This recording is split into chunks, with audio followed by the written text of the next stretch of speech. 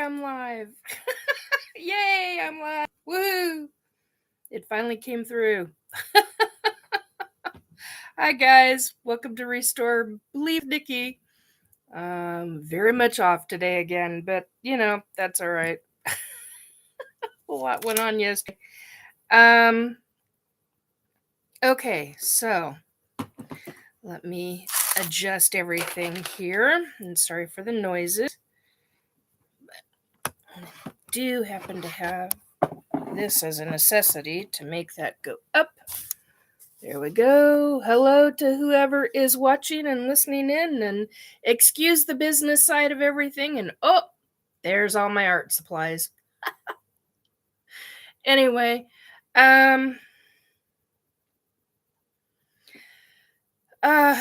topics. Okay. A number of things have come up in the last week or so. One of them, I did make known yesterday. Hang on. Excuse me. Tailbone don't like me. So when I adjust, you'll hear all kinds of squeaks. My chiropractor knows them well. Anyway, so okay. Something that I wanted to talk about regarding a couple of things, ETs and the what I call the asshats, government asshats. So yes, I am going to talk about that for a moment. The other thing, I'm just as an FYI for you folks, I haven't eaten yet. So, and that's something that I absolutely hate on video, but I've got to eat and I got to get my stuff down. So I apologize before ahead of time. Okay, so as you all know, or those that don't, that are just finding me, hello, welcome to my channel. I'm Nikki Jacobs. I am a psychic medium. Have been all my life. Just didn't realize that I was psychic or a medium. Just it was always been like that my entire life. So anyway, I'm also hold on to your chairs or whatever you're near, wall, whatever. I'm an ET abductee. I make no bones about it. I honestly don't care if you believe that or not.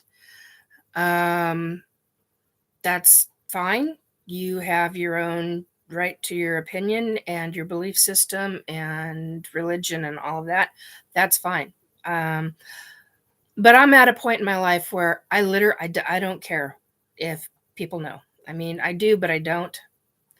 The main reason why I wanted to make it public about the ETs was because I found that a lot of people are so hidden and so closeted. Excuse me, this is because I haven't eaten and I need my Propel. Hello, more Propel. They really need to sponsor me. Then I'd get a different backdrop. I'd have all sorts of stuff. Anyway, plus I'd have my Propel. Anyway,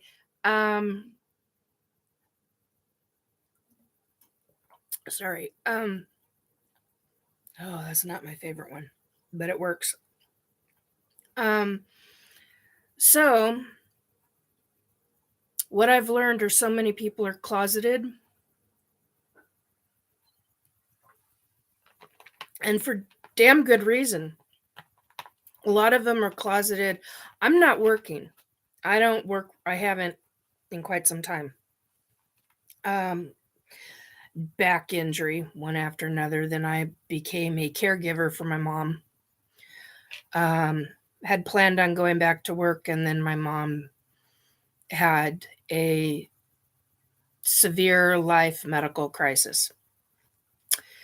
And I became a full-time caregiver, including where she tried to beat on me and hit me and all of that because she was not in her right mind, which is what happens with Alzheimer's and dementia. Especially when they get paranoid and all this other, that's a whole nother subject. Anyway, and no, it does not run in my family.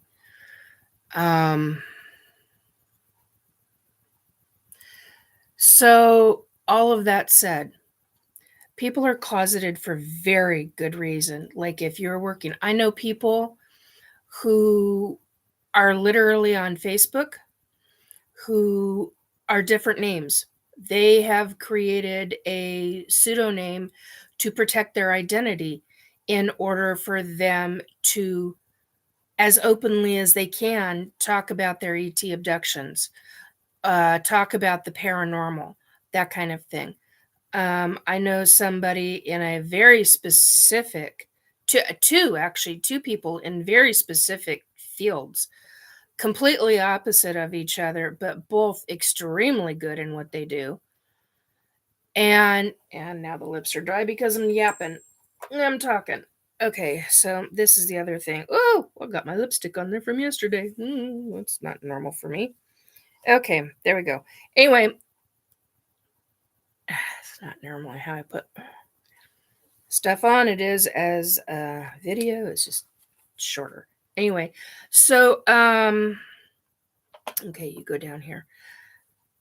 On the other one, Burt's Bees. Okay, this is one of my favorite all-time lip balms. I don't know if you can. Burt's Bees. Favorite. Flavor crystals. Orange. Don't like any of the sweet orange. I don't like any of the other ones. I mean, I do, but not as much as this. This I'll wear frequently if I need it.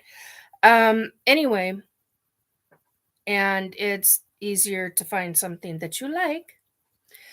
So, all right. I was gonna show another product. Well, crap. Oh, here's another one. Love this. It's a great little product. There we go. Great little product. Highly recommend it. Anyway, hello again to whoever's watching. Oh, and here's another one. Another great little product. Grapefruit seed extract. Hello. All right. So regarding being an abductee and coming out versus not coming out about it publicly. So these folks they deal with the public all the time in their regular jobs. They cannot come out.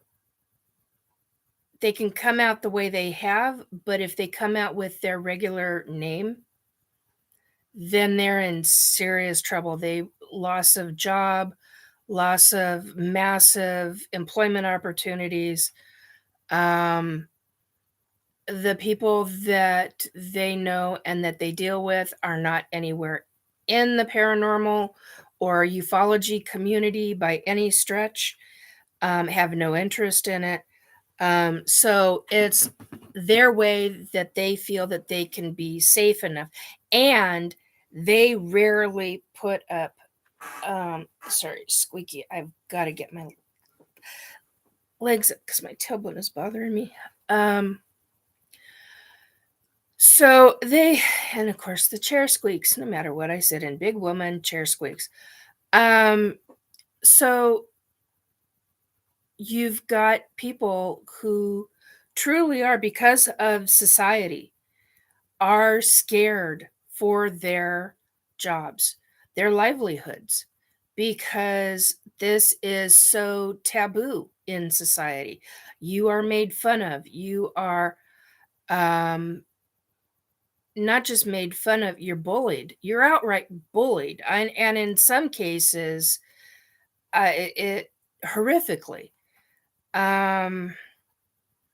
And it takes a lot of courage to come out, to be public about it, to openly discuss these things that everybody criticizes and thinks is a load of bullshit, and it's a bunch of crap. It's not. It's been going on as an abductee. Being abducted by by an by a race of ETs has been going on for thousands of years on this planet. I mean, as long as humans have been on this planet, I mean, it's been going on. So people have a very significant um in society. It's horribly taboo. Uh and being an abductee, it causes a lot of issues, not only physical issues, but psychological issues. And quite honestly, if I had not have gone through the counseling I have, I thank God almost every day for the fact that I had these two phenomenal counselors I dearly loved. Um, and let me tell you, going from being a rape survivor, um, a childhood rape survivor, going from a female uh, counselor to a male counselor was really tough for me. Really tough. Um, but it worked. Um, there were techniques that I learned in order to overcome a lot of things, a lot of different trauma that I had experienced from that childhood um, sexual abuse. And so, because of that, because of those skills and what I was taught, um, and the changing of the negativity, the negative self-talk, to being taught how to process um, positive self-talk, and how to retrain your brain. It's crucial that you retrain your brain from negativity. This is why I'm such an advocate on it, because it is absolutely crucial, especially as an ET abductee.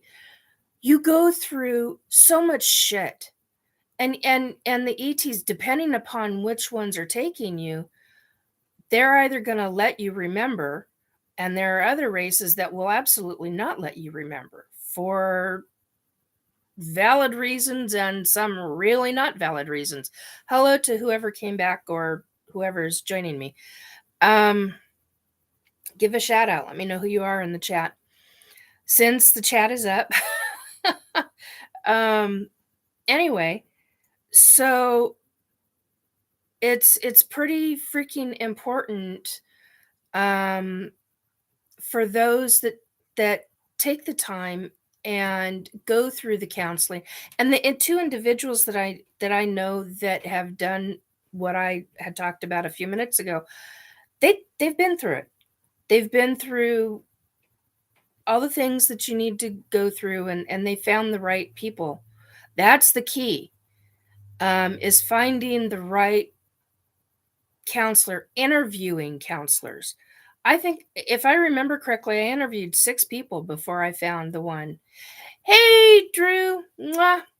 Hey, sweetie. I hope you're safe and well, and puppy is good.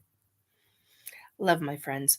Um, anyway, so it takes a lot for people to talk about it. And these individuals, and there are many like them, who cannot, because of their work situation and because of how public they already are, how they already are in the public. Um, Ooh, yikes. Well, you be safe and stay away from that smoke. That can do some damage to your. Ooh, yuck. Um, be safe, dear friend. Um, so it's a really big deal to come out and to talk about it. And if I had not have gone through the counseling, hello to the 3 that are now in, watching. Um, I should say something before I forget. Please like. If you like what you hear, like the subject matter, please like. Subscribe if you haven't already.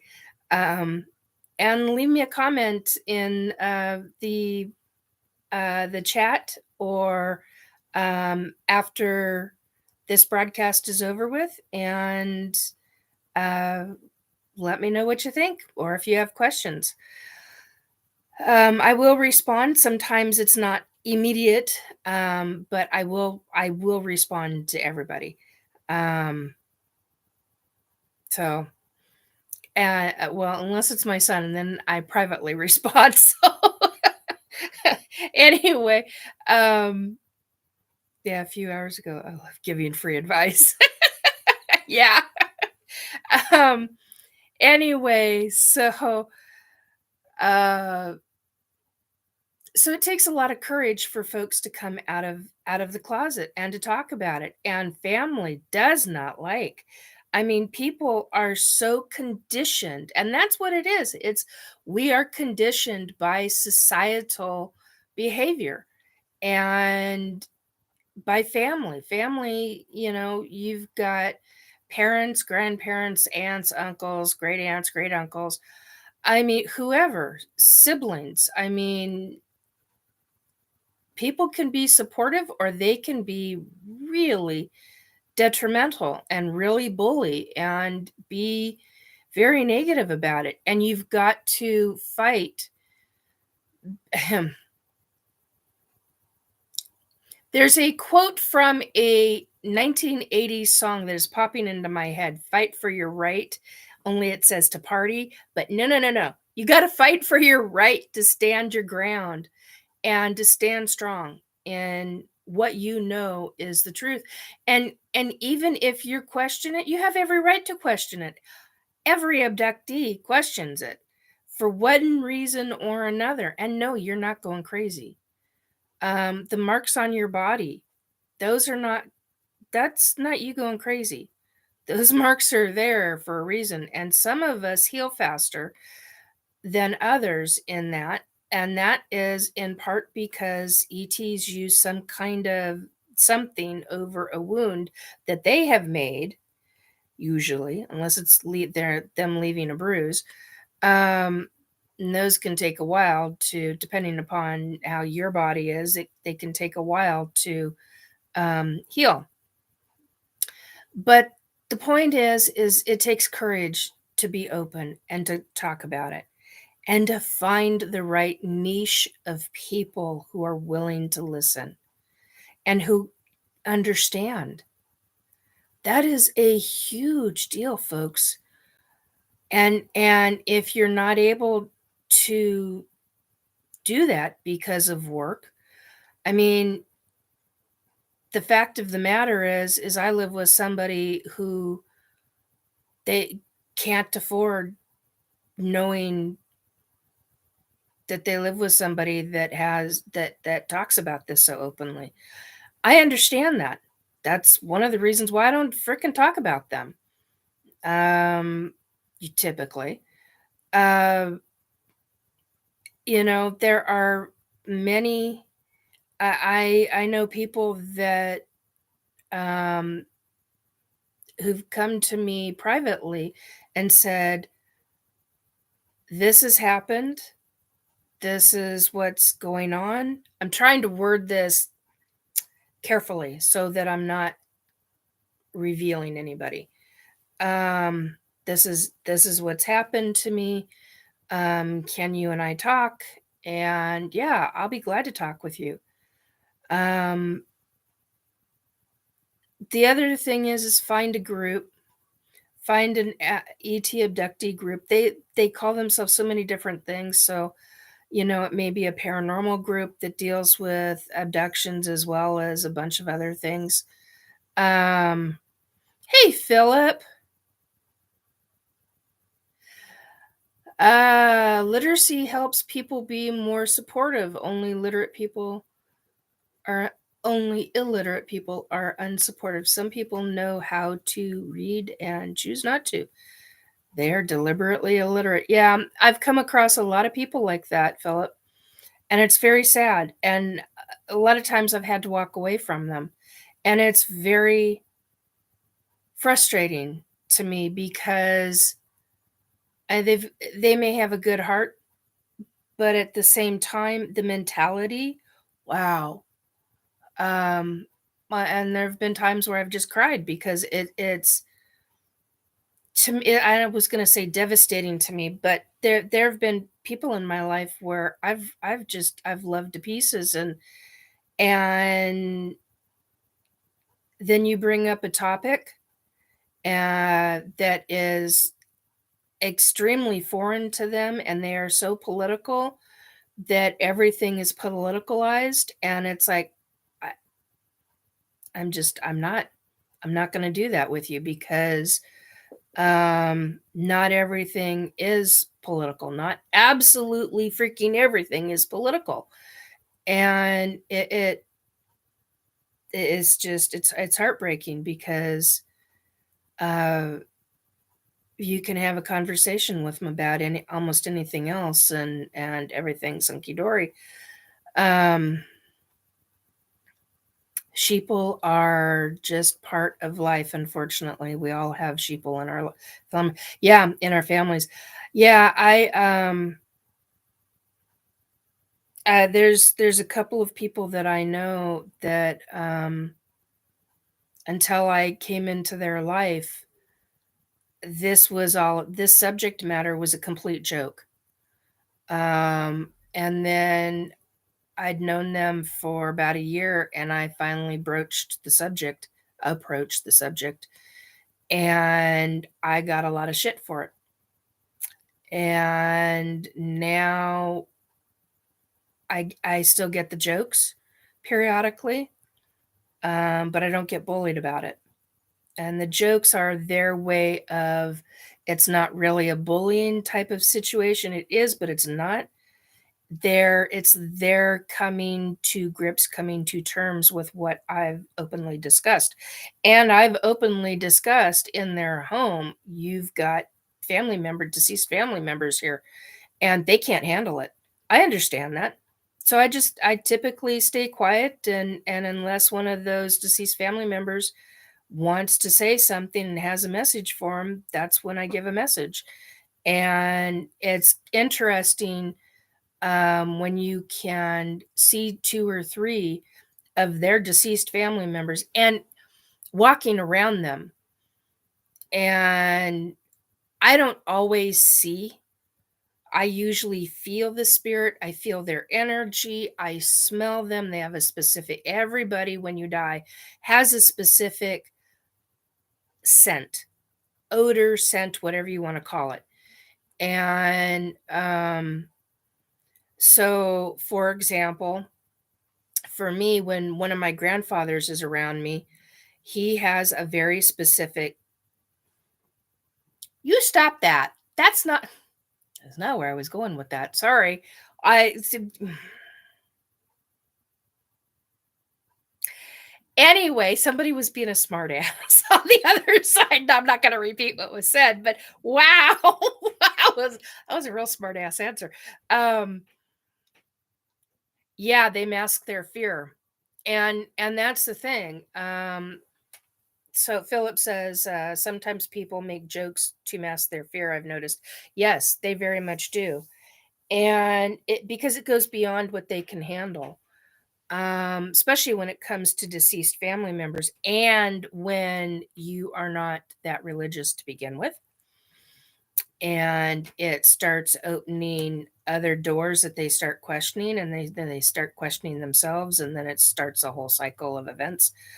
Um, so what I was going to say about like one of my grandfathers, when he comes around, I smell boats. Because he and I used to go fishing, and I'm a former camping and fisherwoman. um, I literally was brought camping at the age of 3 months old. So I was born in February, the end of February, uh, March, April, May. So in May, um, I was, and when I was 3 months old, I was brought camping, and by the time I was under a year old, I had a fishing rod in my hand. So, um, no, they don't smell like fishing bait. There's it depends on the kind of boat, Philip. For my grandfather, it's like, he used to get, very specific kind of wooden boats, um, and he would have them, uh, hidden on somebody's property, and we'd go up, we'd get the boat, the trailer, the boat, the the boat would be turned upside down, so you'd have all this underbrush growing up into the boat, and you'd flip the boat over, so then you'd brush the boat out, the inside of it out. Yeah, see, this is going up rivers. This is an old, well, not old, but well, now it would be an old boat. So we had like a 14, 15 foot boat, and you flip it over and you take a great big broom and brush it all out, and brush out all the spiders and the spider webs and all of that, and then flip it up onto a boat trailer and haul it down. We used to go to Lake Easton a lot in Washington State, and off of Lake Easton is the Wenatchee River, and so I used to do a lot of camping in the Lake Easton area, in Wenatchee, in uh, Icicle Creek campground area, Icicle Creek area up in God. There's a town up there that I dearly love, and of course I can't think of the name of it, and it's a Norwegian town. God, I can't think of the name of it. Um, anyway, and so certain boats have a certain smell. So like if we were oh, you're in Grant County. See, I'm between King and Snohomish. I'm on the edge between the two of them. Used to live in directly in Seattle for a lot of years, but I've lived in Skagit County, and so technically now I'm Snohomish. But yeah, I know Grant. Well, I used to know Grant County really well. Used to do a lot of fishing in that area. A lot of I can't say hiking because of the rattlesnakes. um, but yeah, yeah, I've got folks. I've got a lot of folks I know in Everett and Marysville and Linwood and Seattle and south of Seattle, Tacoma area, and all, yeah. And then some folks over in the Spokane area. Yeah. So yeah, but yeah, so boats have a very specific scent. And if they're marine boats, specifically like saltwater, like Puget Sound, those have a very different scent. And so, and if you're talking like Lake Union, um, my son was, uh, during one of his times, was part of the Center for Wooden Boats. Um, long time ago. And those type of boats, they all have very specific scents. So when my grandfather came around, My grandfather had a specific scent of uh, kind of marine, but yet at the same time, uh, I don't want to say lake water. Lake water is not river. River is what it reminds me of. Um, and that was when after he first passed, or after he first passed. First couple of years after he passed is how I should clarify that. Um, and so yeah, then after that he has a very different scent. But but people, yeah, I mean, I am in these folks' house, and I'm actually seeing the shadows of their family and seeing people walk by them, and they're either sitting or standing, physically sitting in this realm that we're physically in, that you and I are in, that everybody else is in. And here they've got, their spirits. And I'm like, wow, okay, I haven't seen that in a long time. And wow, this house is really active. And you pick up things before, but after being there some time, and then it's just some people can't handle it. And I understand that, but I don't understand the bullying or the making fun of. And you're exactly right. No, they don't. They're there for the family. The ones that are physically living, they're there for them. Um, and some of them, they've moved on, they've crossed over, but they've come back. Um, and they're a lot more there when certain other of this family members are there in the home, is what I've noticed. So uh, that makes it very interesting. And that actually taught me that when, say, you and I were together at a restaurant, and we had, say, like somebody like Dave Scott, or uh, trying to think of other names, Bill Hauser, or uh, Joe Monk, or other folks in that restaurant with us. Each person can have one or two spirits with them, following them around. Family members, loved ones on the other side follow them around. Think of how many, our Keith Andrews, yeah. Think of how many spirits are around that table.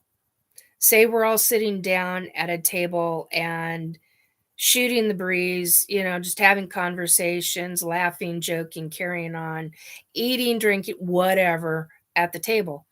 Well, around us are our loved ones, are our spirits. Think about the amount of people that is surrounding that table from the other side. Pretty interesting. That's really what that this one family taught me. And I was like, wow, it blew me away. I mean, I I knew it before, because you can feel them sometimes, not all the time, but a lot of times you can feel them if you're aware or in tune, or whatever, you're on a right frequency, or whatever you want to call that. Um and yeah, it that really opened my eyes to a lot more information.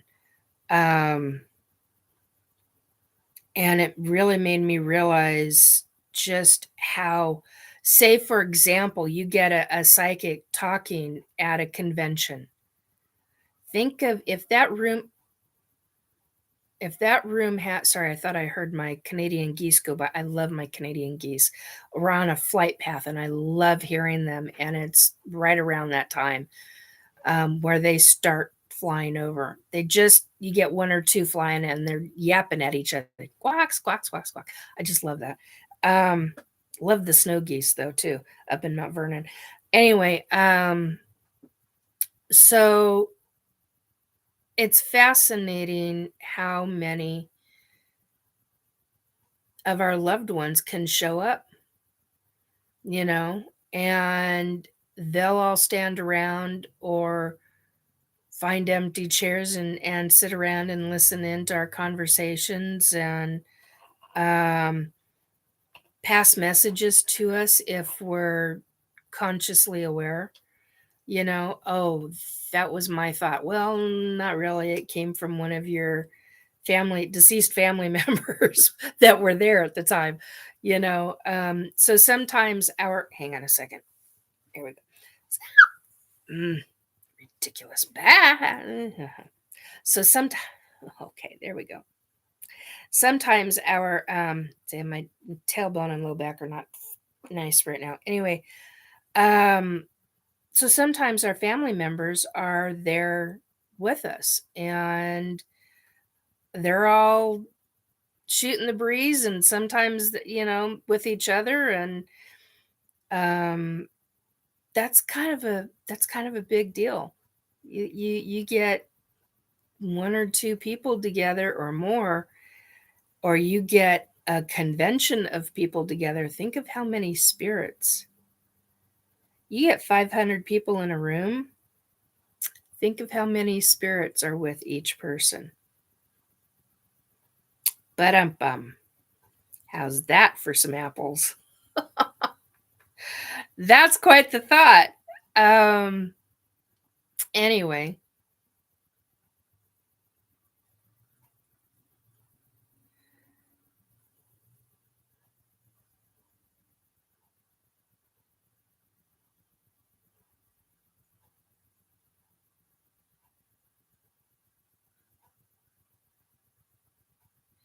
Awesome. That's really cool. Philip says Dave Scott's repeat guest, Walter Bosley, his partner, Malaya, I hope I'm saying that correctly, Malaya Grimm, can see people on the other side too. She just started podcasting about it. Walter Bosley was in the FBI and Air Force OSI agent, so she's been helping him with his true crime research. Awesome.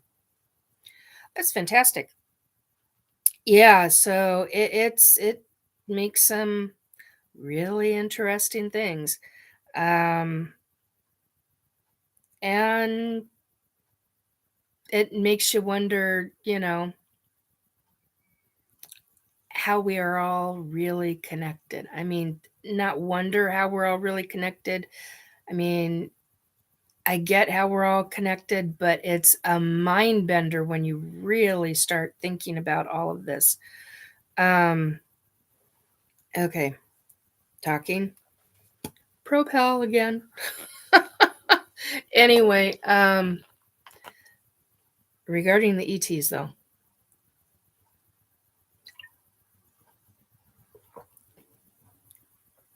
Yeah, hon, you don't want to see the things that I've had crime victims, Philip, come and talk to me and show me and share with me their last memories of their life. I've had it's done a number on me. There have been times I will have no problem in saying there are times I've had I'll curl up in a ball. There have been victims of serial killers that are not yet caught that have come to me, and one crime victim will um, start providing information. They don't know the name of the guy or the woman, depending upon who was the killer, and um, they just want somebody to know their last memories. And a lot of times I get chosen, and then they start projecting their bits of their life into my head. They'll start projecting um, bits of how they were taken, and typically they show me how they were murdered. And problem was back at the time I was only given a first name. They weren't giving me last names. Now I'm getting first and last names, but I'm, you know, you have officers. Yeah, the problem now is having police and FBI and those in authority, detectives listening to you. And I've been told time and time again, by retired police officers, by retired police detectives, even by an FBI agent, retired. They're never, none of them are ever really retired. But anyway, um, they're not going to listen to a psychic because it's not scientific. It's not provable evidence to them. And I get that, which is why I literally have on my bedroom wall, I literally posted a thing on my bedroom wall. If you are a spirit coming to me as a crime victim, there are things that you need to, I post this in my bedroom, and I can't have it out in my living room. I can't have it anywhere else in my house because that's not going to go well and go over well with who I live with. So, um, and so I leave messages for the spirits on the other side. If I'm asleep, um, and you haven't figured out how to access dreams of a human, because most ETs and most spirits on the other side and uh, hierarchy, all of them know how to access our dreams. And um, if they aren't doing that with me and they want me to have the information, I'll tell them flat out, this is what you need to do. And I've made it a point to have my spirit guides tell those that do come to me, yeah, tell her this information during this peak moment in time. She'll hear more of it. And, but then you get the ones that are really strong and that hit at the right frequency for me. And I start getting flashbacks of their flashbacks, their memories. And I'm being shown in detailed stuff. And I'm like, none of it, the problem is that none of it that I am shown is usable for authorities. And there have been times I've been caught so off guard there that there've been a few times where if I had not have been walking near a wall or near a counter, I would have been on my ass. I would have been on the ground, um, because they're so overpowering. And the images and the horrificness. Oh my God. There's a gentleman who just, I mean, I'm sitting in this chair crying my eyes out because he's literally shown me his last memories of life and how he was murdered. And I'm sitting here crying my eyes out and having a hard time being able to breathe, even be able to breathe through it. And I'm getting to the point to where I'm curling up in a ball, which is not so easy to do in a chair like this, let me tell you, especially for a large woman. And he's literally telling me, thank you, you've heard me.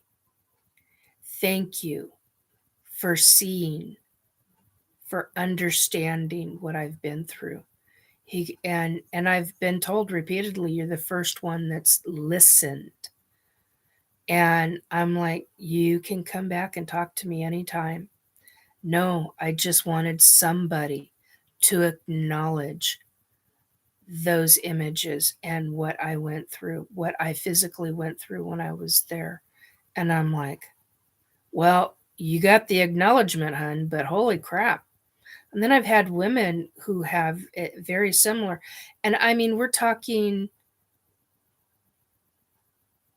the things that he showed me, I will not repeat unless I'm in front of authorities, because there's just, but it was horrific. I mean, it was horrific. Um, I've yeah, just really horrific. Um,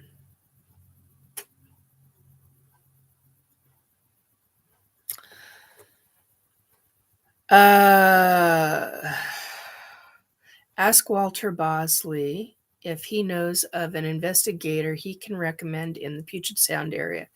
He's a licensed private investigator in the state of California. Some of his investigating had, okay, hang on a minute. My right eye is acting wonky. Just a second. That's better. Some of his investigating has crossed up here to Oregon and Washington, and I know he's worked with a scholar over in Idaho. My great grandmother's sister was killed near a highway rest stop. The police gave up on finding her remains. A psychic in the family was able to find her remains after the police gave up. Drew, okay, I'm next in line getting tire fixed. California, okay, resort. Yeah.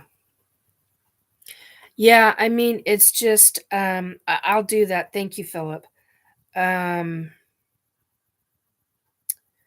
yeah, I've talked to folks, not many, but I have talked to folks like the gentleman you talk of, and um, hell, I've even talked to CIA, and all of them state, unless you can get a specific location, a specific timeline, or license number, or cross street, and I mean, they want addresses. They want. Um, I've been told it's a waste of their time. Um, so it's very frustrating regarding that kind of thing. Um, yeah, I will see if he's open to it, because there's at least 3 serial that are out. And let's see if I turn this down. There we go.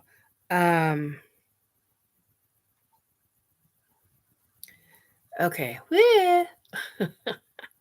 I'm going to see if I can post this onto my YouTube page, or YouTube, my Facebook page.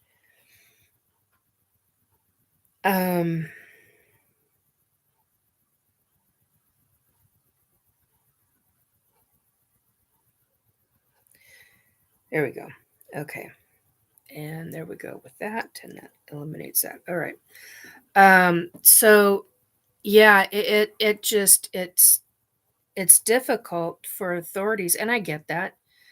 I have a young woman, ouch, my knuckles, based out of, no, I'm not going to do that. She's based out of a southern state. I will say that. Um,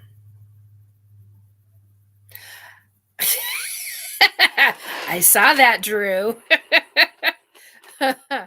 um, anyway, I won't repeat it though. So yeah, I know. You can't go poking your nose like I used to. Yes, I know. Um, and so it's this young woman. Well, I've had a number of them come to me.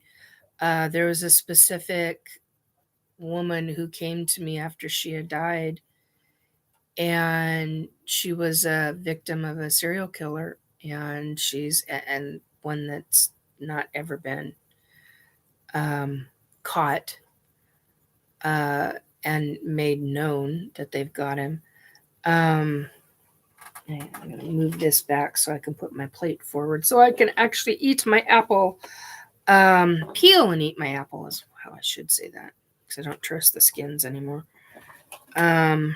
with all the pesticides and everything, even though it's an organic apple. Shouldn't be putting pesticides on it. But anyway, so yeah, it just, and peel my garlic. I gotta have my garlic. Garlic helps with pain. Better than turmeric for me, anyway.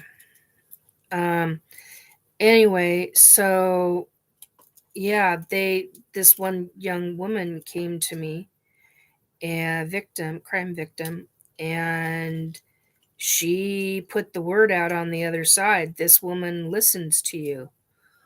Oh boy, did that cause some issues. Because then I started having a lot of crime victims coming to me and telling me only their first name and showing me their picture. And so I still have all of these images in my head of these men and women crime victims, and yet only a first name. Yes, I have all of them written down, but no last name to go with it. Well, no state to go with it, no country to go with it. So what does that mean for being able to find? um yes, garlic good for blood pressure. Yes, that's, yeah, I haven't done the garlic in a few days, but uh normally I'm doing anywhere from 1 to 4 cloves of garlic a day. So it's in almost everything I eat. Anyway, so yeah, that made things kind of okay, come on. There we go. That makes things kind of interesting in regards to crime victims. And there's another young woman who's come to me and shown me how she was murdered. Um, Shown me the guy. Don't have the name for the guy. Know her name, first and last, first, middle, and last. And she's like, I just want my parents to know I'm okay. And but my body will never be found, my remains will never be found. And yeah, when you're fed to, yeah. So yeah, it's just really gruesome. There's some things that are just horribly, I mean, and one of the things that she learned from the other side was don't give her the immediate um how you were killed. And I'm thankful for that. Because it's really traumatizing and it takes me a week to recover. I mean, I go through a tremendous amount of emotions and psychological, and it's their life, and I grieve for them. Um, I grieve for them. I Even though I know they're on the other side, many of them have crossed over and they've come back, and they want certain things done. And then there are others that just they haven't crossed over and they're not ready to. They don't want to. They know that they haven't crossed over. They know that they're earthbound. They understand that, but the mission is for them to, have their remains found. Well, this young woman, she's like, they'll never find my remains. My remains are in too many animals. And I'm like, wow. Um, and it's because of her I've learned very specific Southern terms that I didn't even know existed. Um, Sorry, I'm peeling thin slices of my ginger. um, Walter Bosley has done a lot of research into cult ritual murders and the connections between cults and serial killers. He's written 3 books about this. The first was with a professor from Idaho. I wish there was a way, like a military name, rank, location kind of format. Yeah. For me, it's like watching animated cartoons when people are killed in my dreams. Yeah. I wonder how war crimes investigators handle what they see all day, every day. No rest until the remains are found. Yeah, some of them, Drew, some of them don't rest until their remains are found. Um, there's one woman who made that very clear to me. Um, Crime victim, and I was like, wow, okay. But you understand in this lifetime that that may not happen because of these factors. And here's the other thing is the what I've been consistently, and now I'm peeling an apple. Um, so I got my garlic. Drew, I got that word in my head now. I got my ginger peeled, and now I'm doing my apple because I've got to eat, guys. I just went, okay, internet's being wonky, and now that it's finally okay, and my computer's okay, and this has been kind of an interesting time. Anyway, so now you're going to see me eat on camera, which I absolutely loathe. But anyway, I got to have food, guys.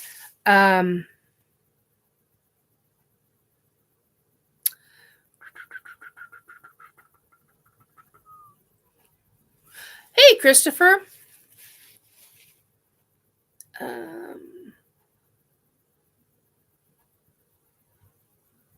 Okay, so everybody's saying hi to each other. So yeah, so that's, you know, life is interesting. There we go. The camera moved, everything moved on that one. Hopefully, no, we're fine on the edge. All right, so yeah, it's just makes things really interesting. Make for me as a psychic, there are times that just and I'm not like other psychics. That's the thing. Um, I don't really, I don't like the word psychic. I've never really liked the word psychic because of all the connotations to it, and medium. It just, but those are the only two words that even come close to the abilities that I have. And I've got so many more abilities than just the mediumship, and um, psychic is all encompass is an all encompassing word. But I higher consciousness, all of this stuff. So okay, I don't know.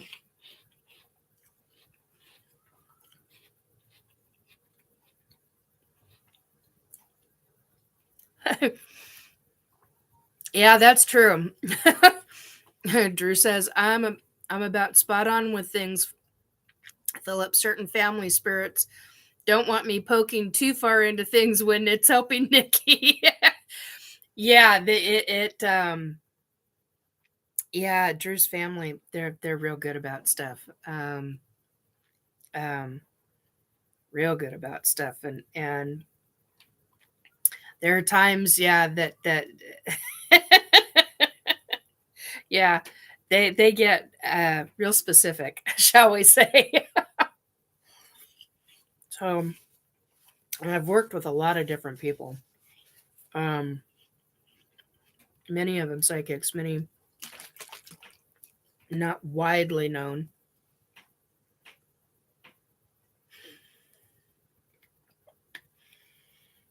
Mm, hopefully that'll help. So, anyway,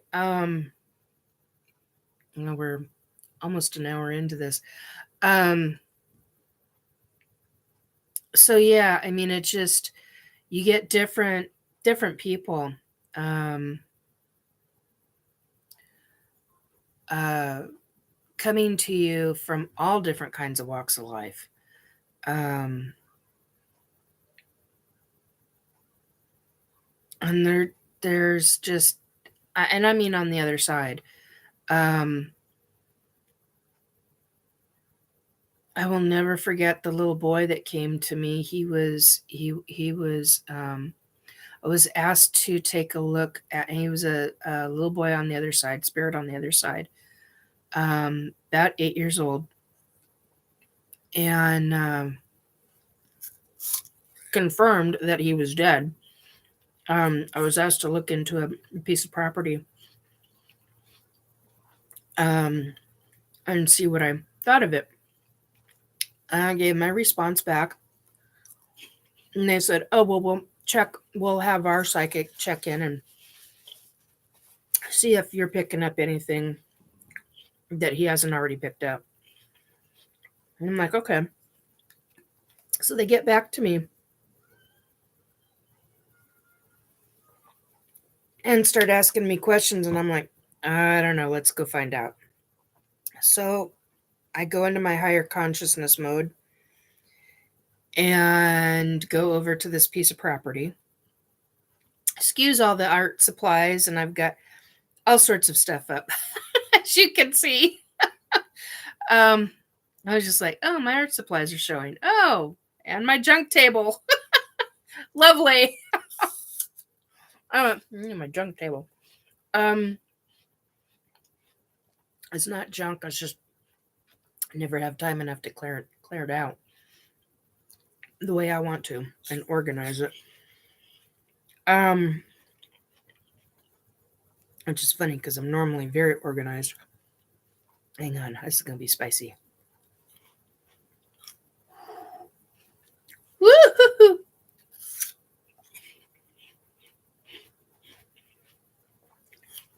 Yeah, it is good medicine. Woo! Very spicy. Woo! Wow.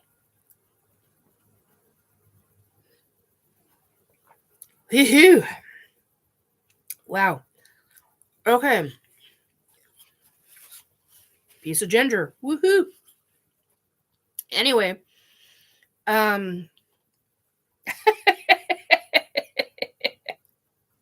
welcome to Nikki's house of paranormal cleaning. Yeah, exactly. Yeah, and I'm usually pretty damn good at doing that. So, all right. Well, but different bra today. God, the boobs are like pushed together. I've never had a spicy apple. Is that some kind of crap? No, honey. This is a small Honeycrisp apple. I couldn't think. Honeycrisp apple. And then I was peeling garlic, or not garlic. God dang it, Nikki. Ginger, and they're in very thin pieces. And so I took 2 bites of very thin slices of ginger, like I am now, because they're fresh, raw ginger. Oh my God, see, spicy. Spicy, spicy. Then you take a bite of apple. Whoa! Sorry, guys.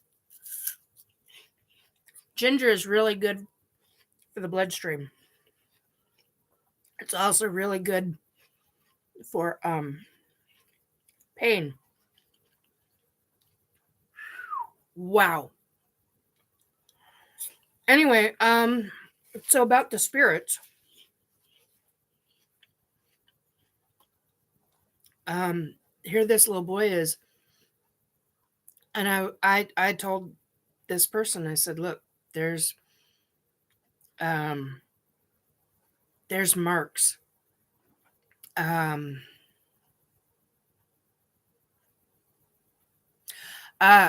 Raw ginger is very spicy. It's usually best in tea.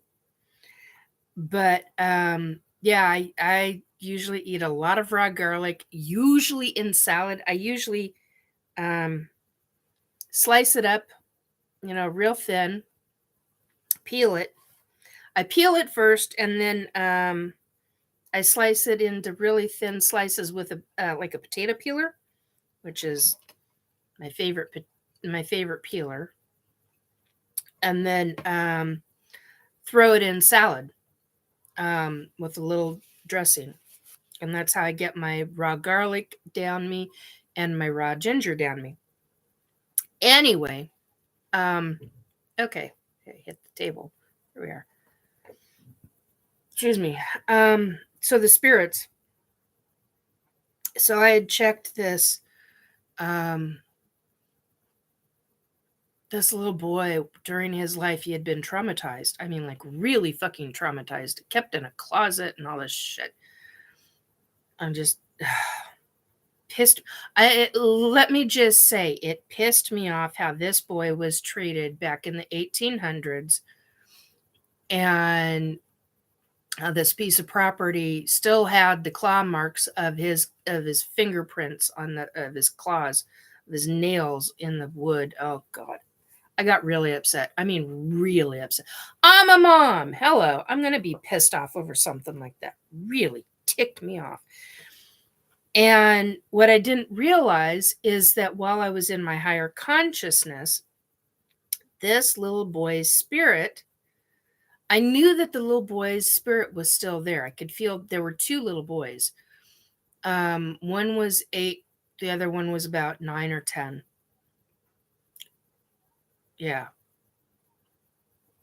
I'd have to look back in my notes, but I think that's right. And what I didn't realize is that the female that had the parental type figure that wasn't the parent, that did all of this, basically had murdered this boy.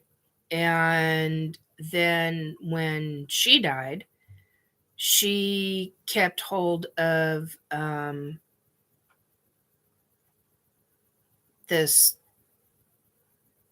boy's spirit and continued to torture him on the other side. I was like, what? I learned a shit ton over that.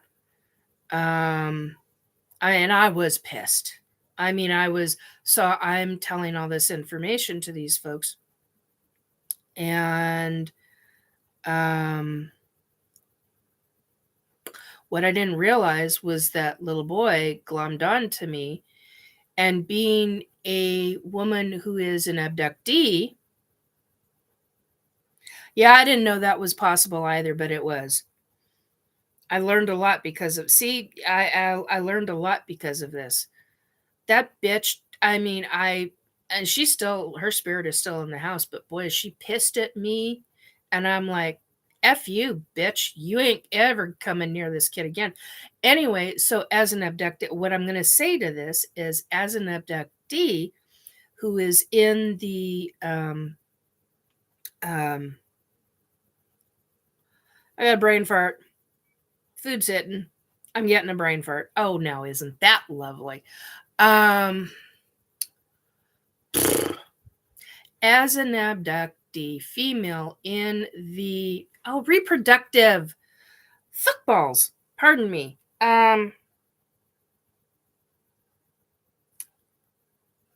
baby program, I can't think of the name of it, my God. Anyway, because I'm in that program and I've been ET pregnant many freaking times, I felt like I was ET pregnant when I came back from that house, and I couldn't figure out why. And it was 5 days, and I asked, there's somebody that I trust, that's a psychic, and I said, "You got to check my body, scan my body, find out if I'm ET pregnant." This is just because I felt like I was ET pregnant, and they're like, "You got a boy attached to you," and I was like, "What?" I didn't even I and basically the second I was told, I instantly felt him. I instantly knew who it was. And I didn't even know this was possible, but he had literally wrapped himself, wrapped part of, I don't know exactly how he did it, but it is possible. He literally wrapped part of his soul around my soul cord, which is why I was feeling him.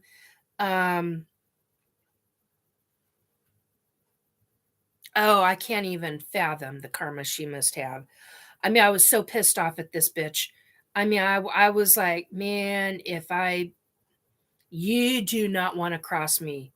This soul has pissed me off so much. I was like, and I went back and I said, "You never come after a child again, or you're going to be dealing with me. You talk to the other side, you will find out what I can do. I've got I've got hierarchy and hierarchy royalty beings who will give me permission to deal with you if need be. Don't you ever go after another child." I was livid.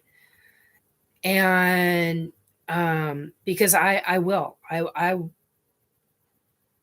deal with a child. Oh no. This mama is going to come after your fucking ass. Big time. Um yeah, I was not a happy camper. And I didn't even know that a soul on the other side could wrap its soul or part of its soul around a living person's soul cord. Didn't even know that was a thing. Shocked the crap out of me. I've learned so. Oh yeah, Mama Bear came out. I mean, I was like, "Ugh, you don't f with me when it comes with kids." I mean, no. Um, so he stayed connected to my soul cord, and basically I had to talk him out, um to come out to sit in my recliner and just have a conversation with me.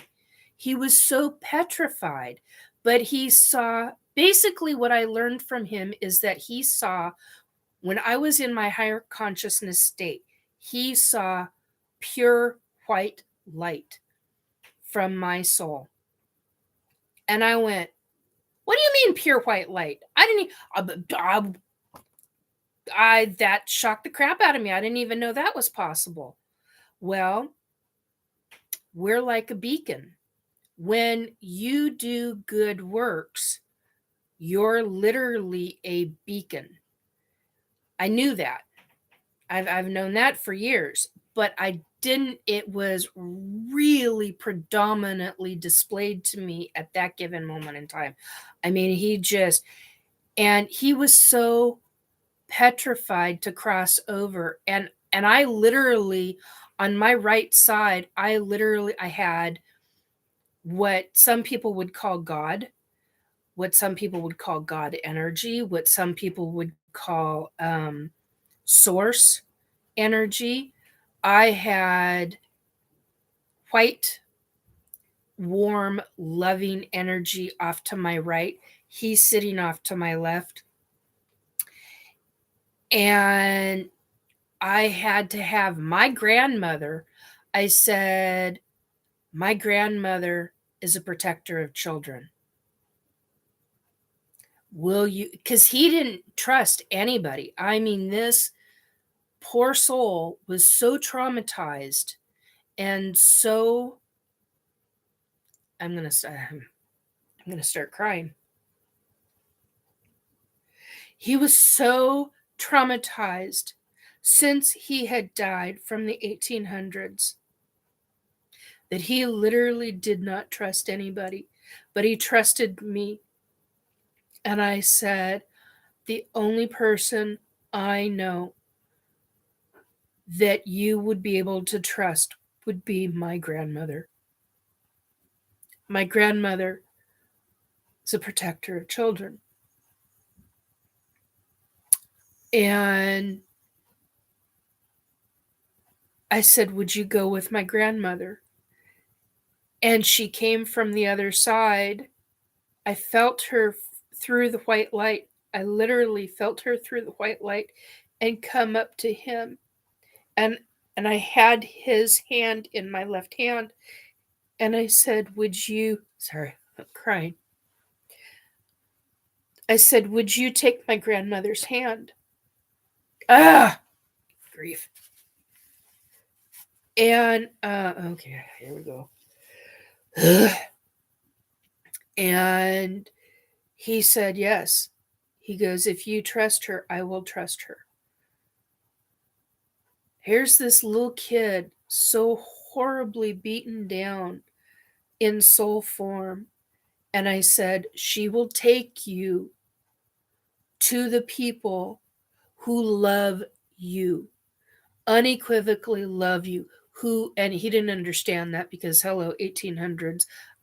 So basically I had to put it into little kid term, and there goes the nose. That's why I'm trying to grab the ugh. Ugh. Sorry guys. That really, it gets me every time. There's a couple of sorry. There's a couple of stories like that that really get me. I mean, just really fucking bring the. I keep saying the F words. I got to stop doing that. And today I'm not wearing any makeup, so that's good.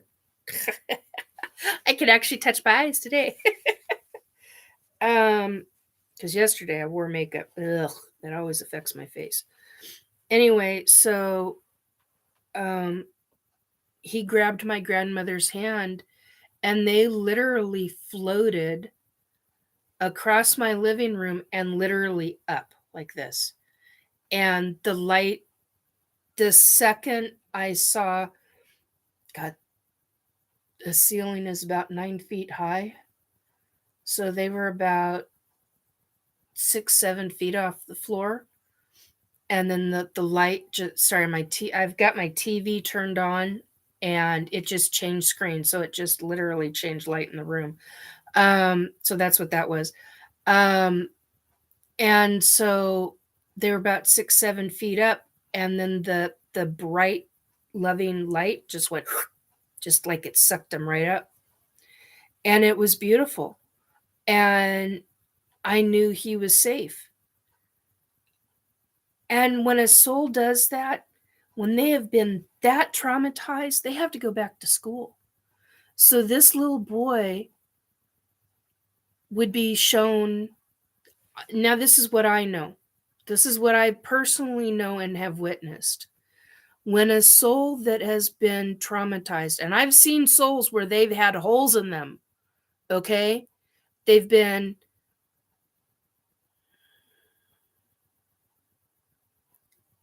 that's going to get me upset too. I've seen souls that have been tortured, okay? I've seen what tortured souls look like. They literally have shreds in them. It's like they've got big chunks of holes in them. They've literally been tortured by a demon, a true demon. And those souls literally they go into what we would classify as a hospital. That's the only way that I know how to explain it. And then they go into they go back, basically they go back to school. They go into a school type facility. And because this little boy was a little boy for so long on on his side, but on stuck earthbound because of this fucking bitch. Excuse me, sorry. And yeah, she's still in the house. Or at least as far as I know, she is. She's still hunting. Anyway, so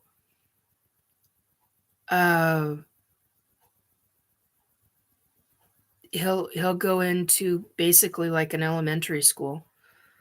I don't know what I honestly don't know the names of what they call it. It wouldn't matter what I just know it is as a school.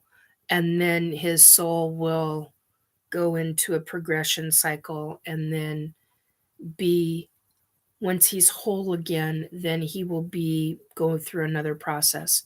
Okay, I haven't checked this in a number of minutes, so let me go back up and check.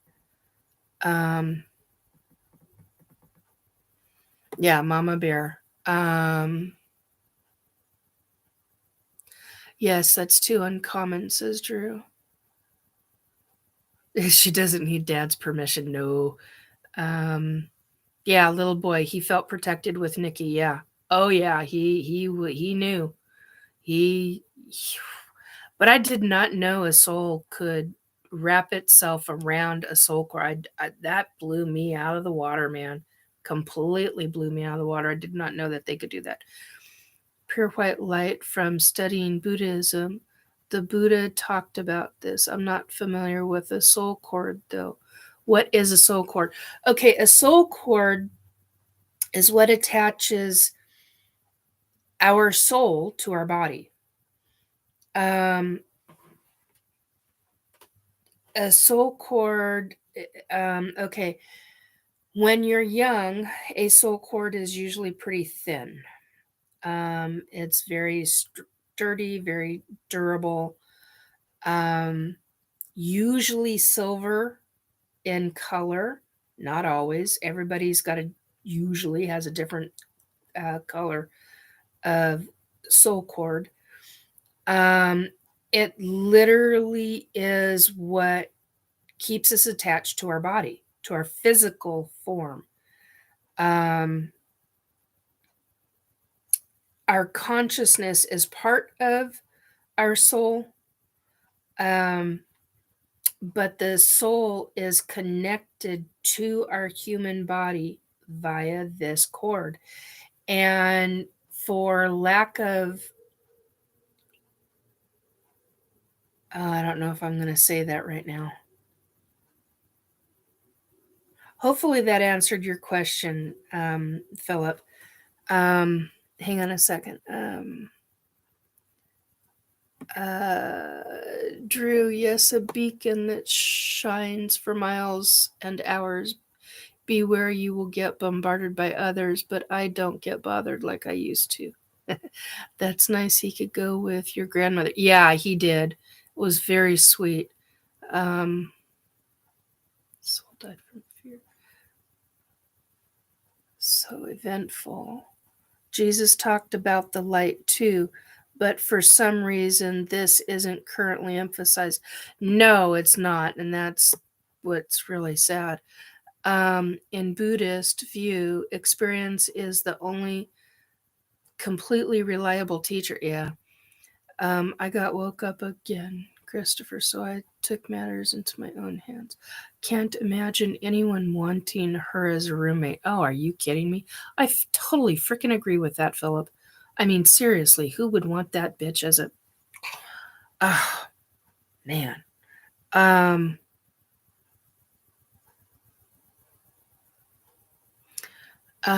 Is a thin soul cord why the young can remember their previous existences better?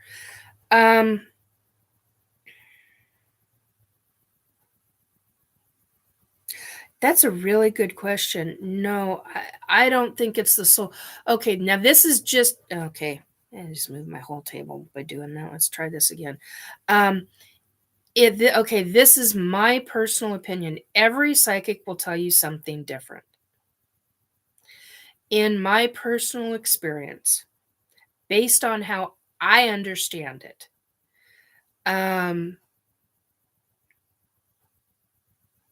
the young remember their experiences because they have not been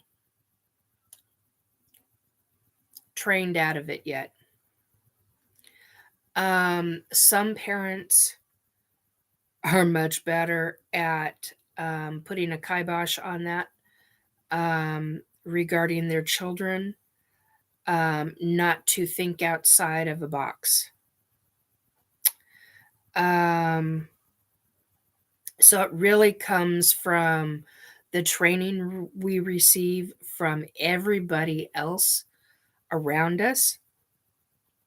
It comes from family, it comes from society, it comes from whatever religion we chose to be born into, or no religion to be born into. Does that make sense? Yeah, trained out of it makes sense. Yeah. A lot of families that are more open allow their children to be free thinkers, and many don't. And it really comes from training early on. Now, I was very religious when and I still am, but I'm more spiritual than I am religious right now. But when my son was born, I made sure that if there were any abilities that he would be able to think for himself, speak for himself, critical thinking, um, open mind. Um, but the one thing that was really important to me, not just from a religious standpoint, but from everything that I knew in my gut, everything that I knew intuitively, was that there was a source of energy on the other side. And that was very, very important for me, um, to have my son understand that. And so when others tried to teach him different things, um, he would be asking me, or his dad, but he would be asking me, Mama, why is this or that? And I would give him, well, this is what religion says. This is, um, that viewpoint is, but here are these other viewpoints. And he would ask very critical thinking questions. And that was important to me, very important in the teaching of my son, um, because I wanted him to be well rounded. I wanted him to see things from all aspects, not just one. Very important to me. Okay, so my family is more reality minded, less dogma minded. When experience doesn't match dogma, it's not a problem. Yeah, bingo. I'm religious and spiritual, but not dogmatic. I'm not compatible with dogma. Yeah, see, I understand that very well. That's how I was raised. Um, Free thinking was how I was raised. Um, and so, yeah, it made a significant difference. Um, and the other thing that I always taught my son was to always ask questions. Always ask questions. Don't be close minded in it's this way or the highway. Look at everything. Very important. So children are those I've known kids where they remember, I mean, up until 7, 8 years old, they remember their many of their past lives.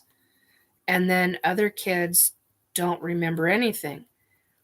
And that fascinates me. It there's a bunch of reasons for that. Um, and children, um, are taught by what they learn. I mean, hello, that includes by what they hear around them. So if you're bullshitting with, um, say you're a guy and you're bullshitting with your best mate, you know, um, your 2-year old hears that.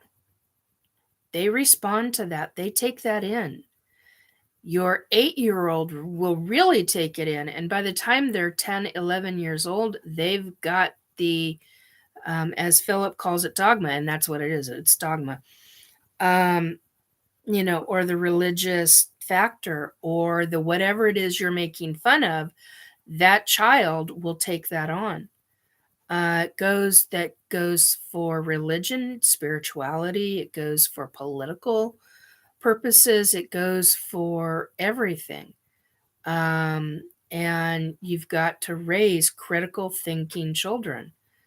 That comes from birth. I mean, seriously, they literally pick up everything from birth. Um, so if you're not recognizing that you're teaching children, the children around you or that are in your lives, your nieces and nephews or your grandchildren, or your friends' kids, if you're around your friends' kids a lot, think about how you speak. It makes a big difference. And they pick up the humor. My son picked up my humor, his dad's humor, and a young woman that we had living with us. And all three of us had very different humor, very different humor. And wow, um, he's got a wicked sense of humor, but it's very good humor as well. So it makes a difference who you're around and who is most impressionable to you as a young child. Basically, up until 8, 9, excuse me, 8, 9, 10 years old, we're extremely impressionable. Um, by the time you're 10, you're starting to make recognitions, recognizing different things. So, yeah, and regarding spirits, so this all started because Philip asked about the soul cord. And what I want to go back to the soul cord because when you're young, now I didn't know this until, excuse me, about 3 years ago. When you're young, your soul cord is thin. As you age over time, your soul cord becomes thicker. Um, which it makes sense. I didn't know that. And here's the other thing that I didn't know. Um, if you have an attachment, like I had with that little boy, but that was different. Um, that's a different kind of an attachment than what I'm talking about. If you've got a derogatory attachment, such as what I call a demon wannabe, um, that's a different ball game altogether. Um, they'll do an attachment to you, and depending upon how long they've been attached to you, they can actually thin out your soul cord. Now, I did not know that until I witnessed it for myself. How's that for some apples? Speaking of apples, I gotta eat more. Let's see. What else? That was a hell of a realization I made when that happened. Major realization. Um,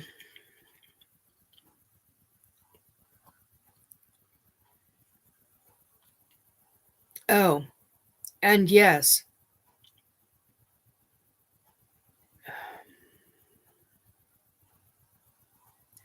if a piece of property, such as a graveyard, has been taken over by a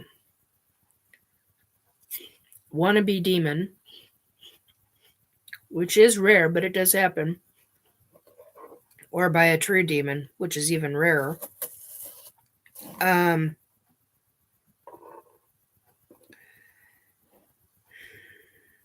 and the souls have not moved on, and for whatever reason, you're talking an old cemetery. Okay, hang on a minute. I got a brain fart going on. Cemetery. Oh, now I need Christopher.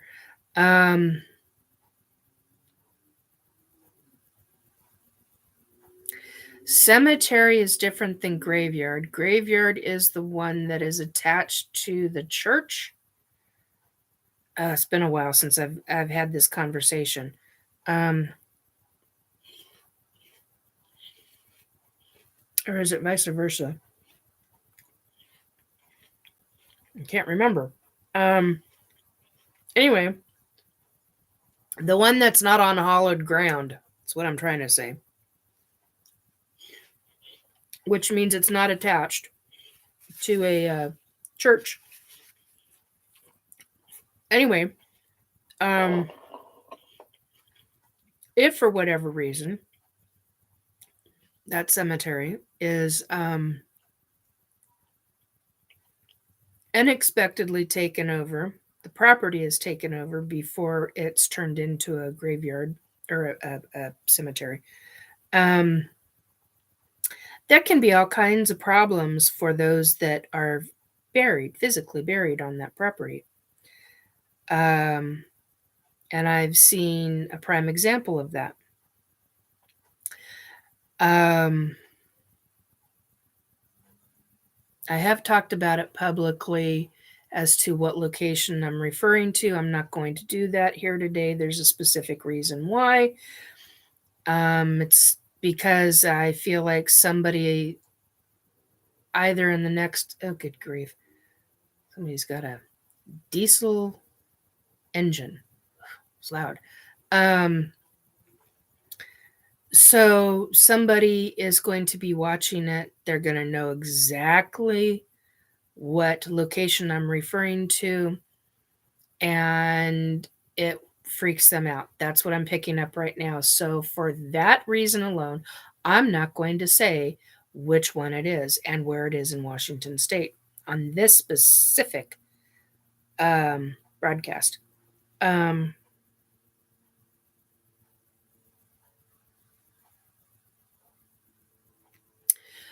our cemetery only goes back to the 1800s. It's not attached to a church. It's town property. Even though it's a relatively young cemetery, it does have one or two unmarked graves. Yeah, this property that I'm referring to um, belongs to a town in Washington State, Western Washington State, western part of Washington State. Um,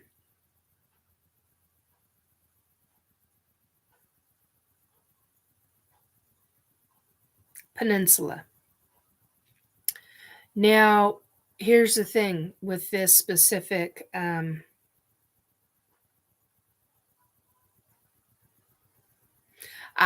understand, Drew.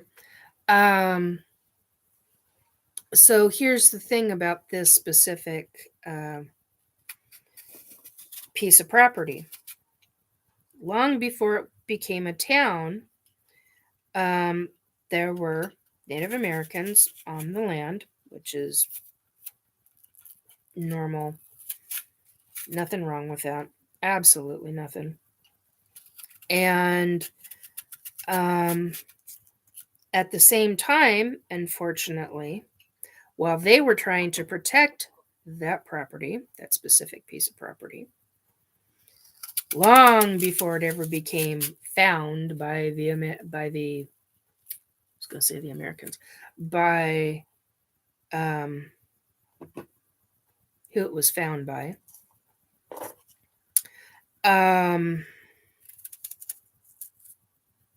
So you had Native American on the land. You had who were trying to protect the land, by the way.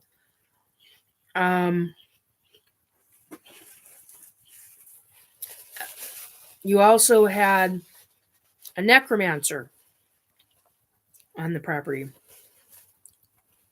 And let me tell you, when you've gone up against a necromancer, like I take real issues with necromancy. Just because of this lovely little reason. Okay.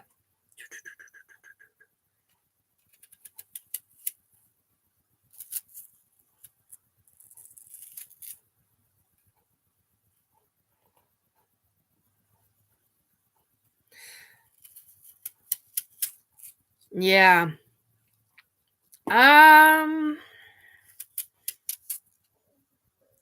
Philip, email me. In the description box below is my email address. Email me the location. I will I'll take a look at it and we'll see. Whoops. We'll see what's going on there, because that's got me questioning some things too. Because what I'm going to tell you is that this piece of property had an okay, so you have the necromancer, you got the Native Americans on it. Native Americans were working with Sasquatch, and the Sasquatch were working with the Fae to protect the property because of this freaking bitch of a necromancer. I have a real problem with this soul.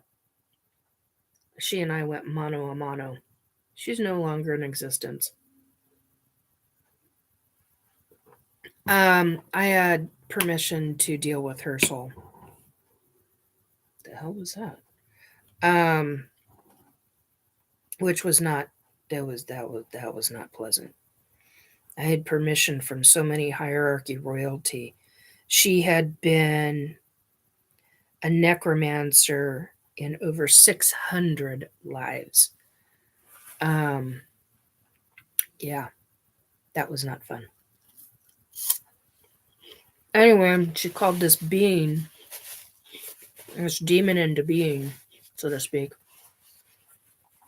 and put it on the property.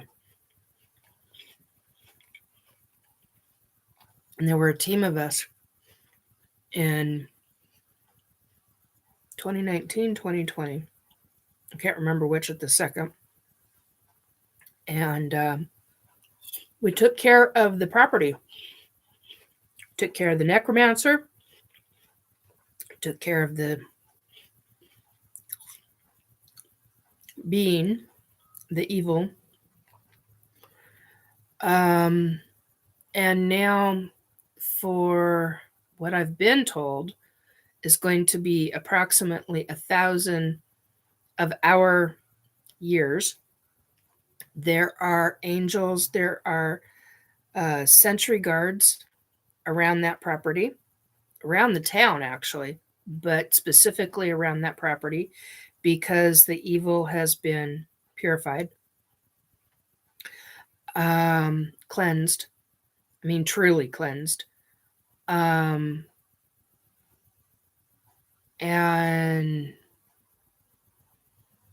the necromancer's soul has been dealt with. And the souls we had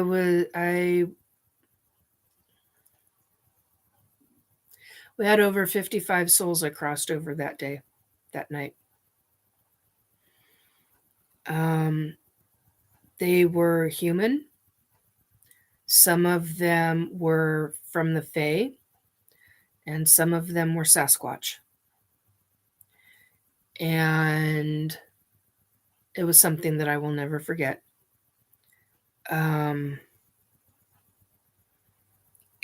they had all died. The human souls did not die because of,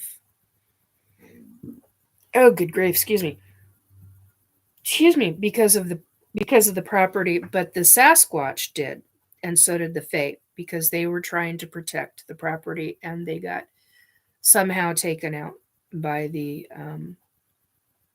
being, and somehow because of this necromancer. And I had incredible support from the other side. It wasn't me alone. I'm good, but I'm not that good. I had so many hierarchy royalty beings around me at the time, and I had souls. The town is from the 1800s. 17. Oh crap, I can't remember right now. 1825, something like that. Um, uh, but the souls that had been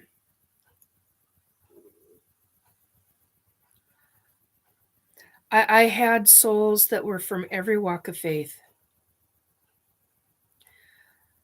Um,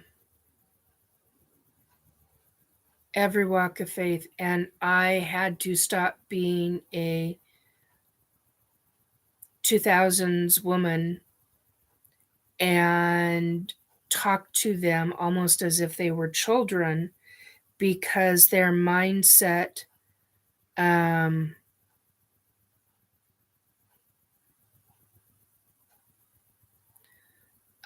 their mindset and their language. Oh my God, their language. The comprehension level, it blew me out of the water.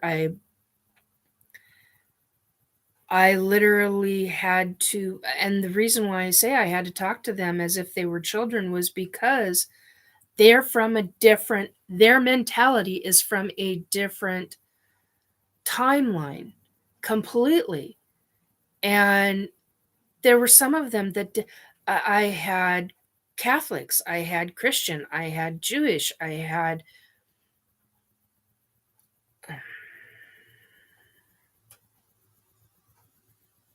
a lot of different religions I was working with that day, that night.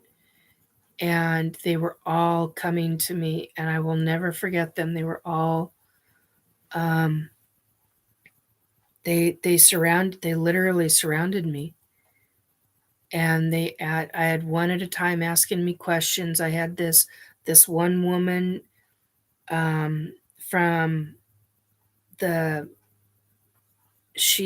her husband is the one who founded the town. And she came to me and she said, "You've got to help them. They're trapped. You've got to help them. You've got to release them." Yes. She didn't just target the variety of faiths, Philip. She targeted every human possible. It was well, she was trying to feed she was trying to feed souls to this being, and the being was trapping them, and I didn't even know that any of this was possible. um yeah, it was, hey Robert, it was really for exactly that, Christopher, all for power.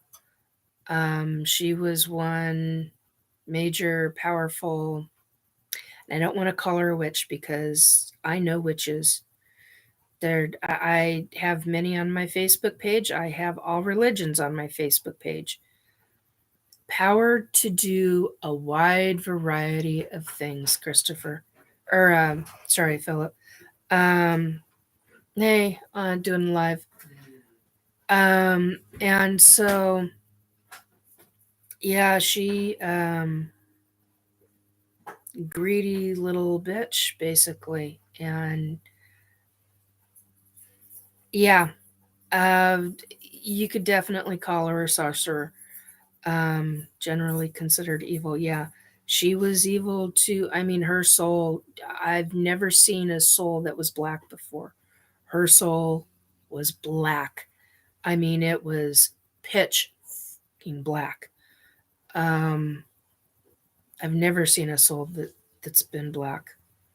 And she boggled my mind. I mean, I learned so much from that experience. I didn't know souls could be trapped. I didn't know souls could have holes in them because they were tortured. I it boggled my mind. I had this is where I'm going to cry again. I had so many I had so many angels around that were, and what I didn't realize,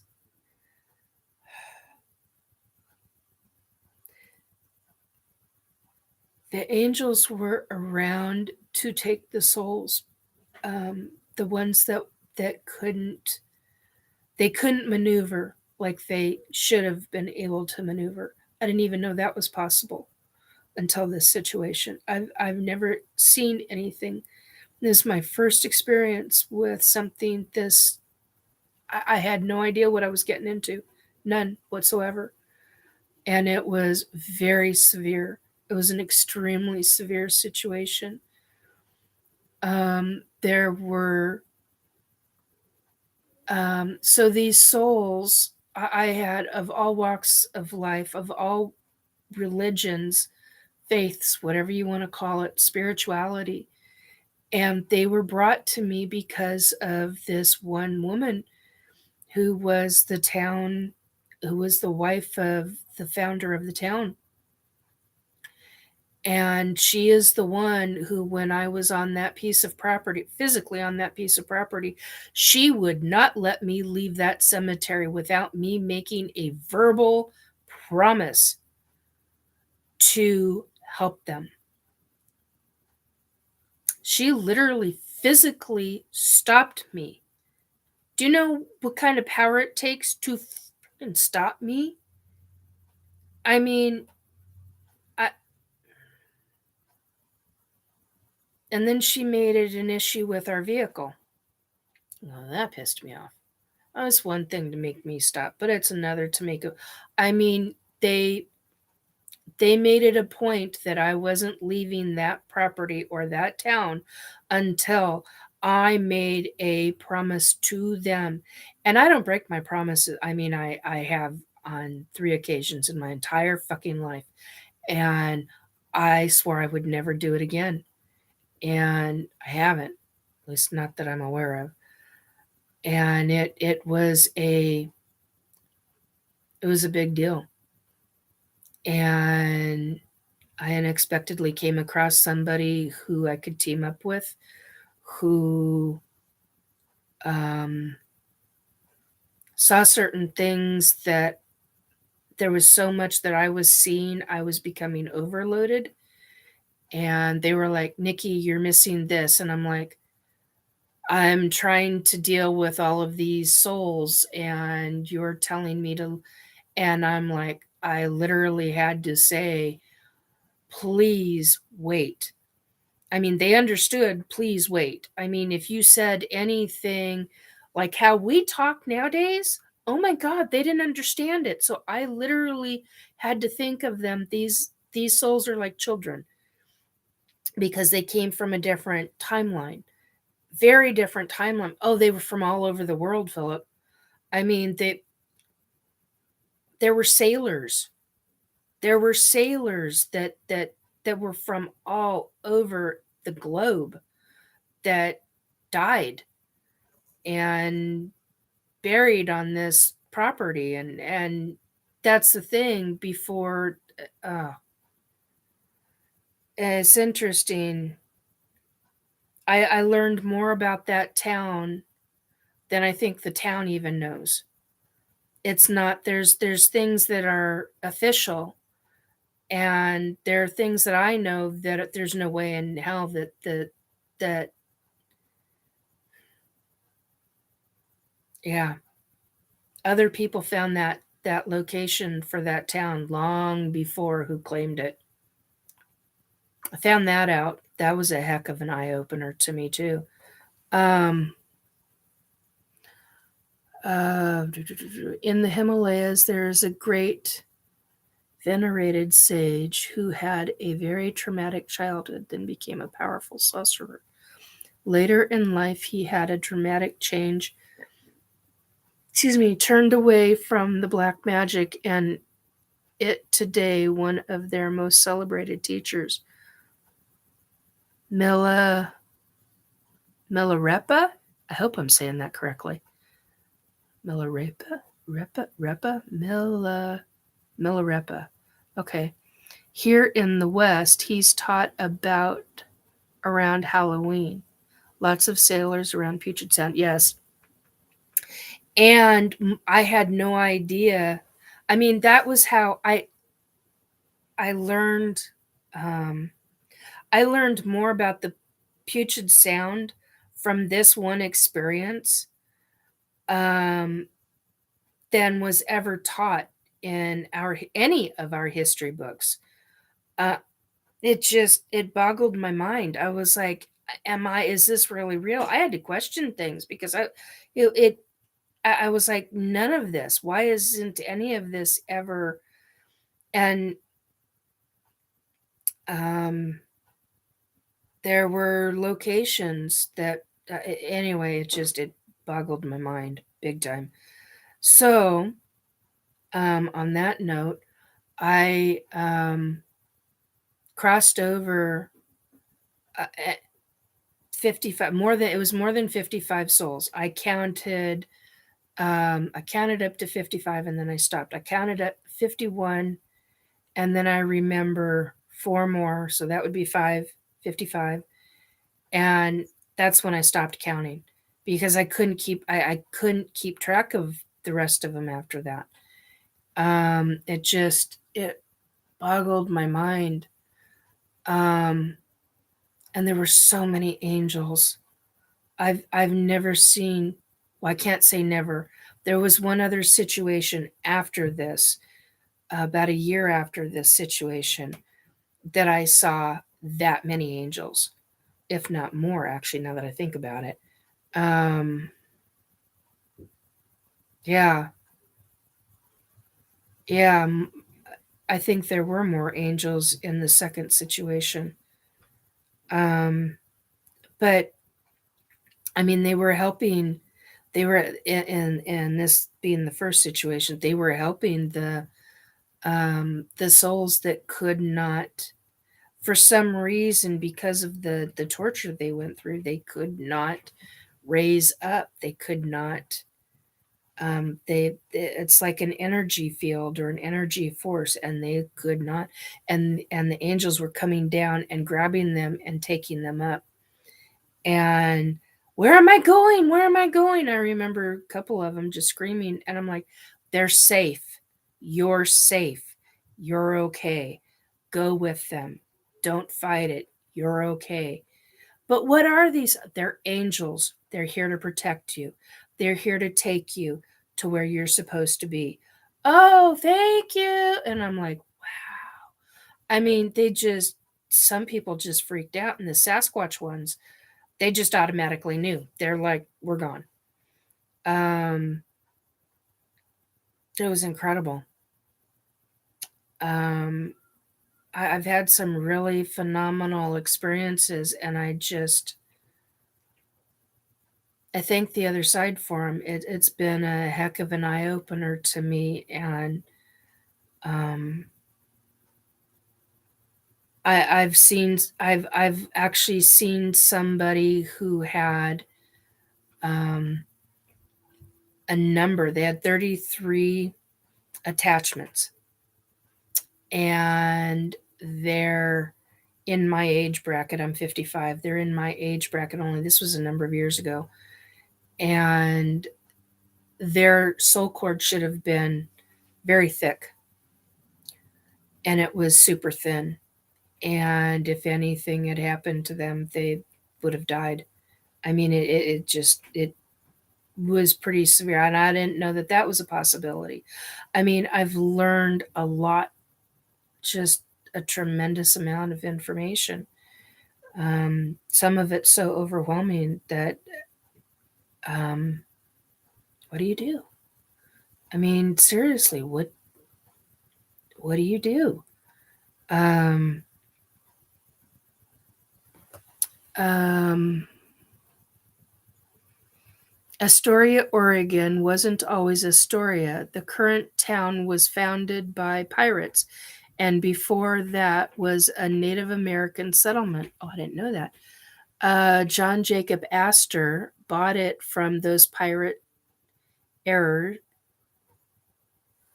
not errors, and renamed it for himself. A friend of mine is a descendant of these pirates and showed me the historical text. Laugh out loud.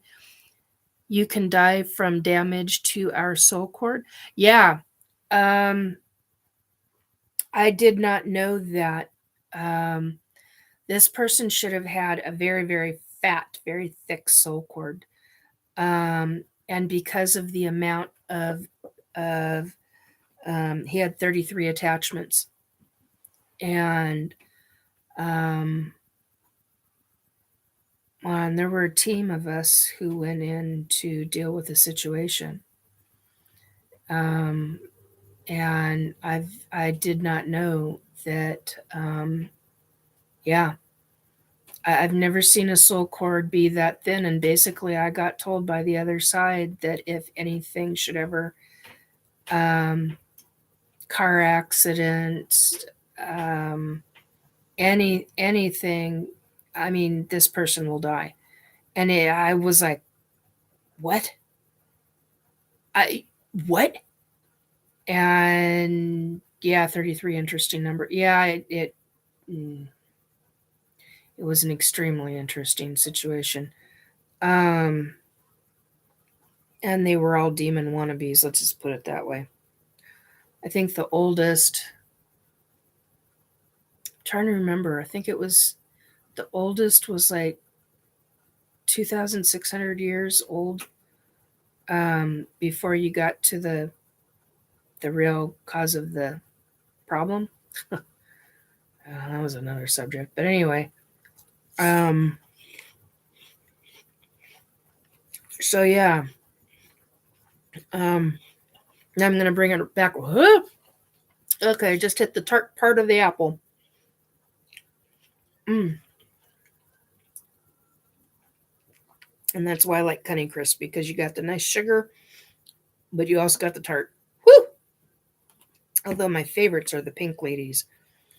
And those you can only get from southern part of Washington state. Woo! Okay. See if I can get more of this in. Anyway, the ass hats. I knew I wanted to bring this around. So, for those of you that don't know, um, when I was 17, 18 years old, um, I unexpectedly met a woman.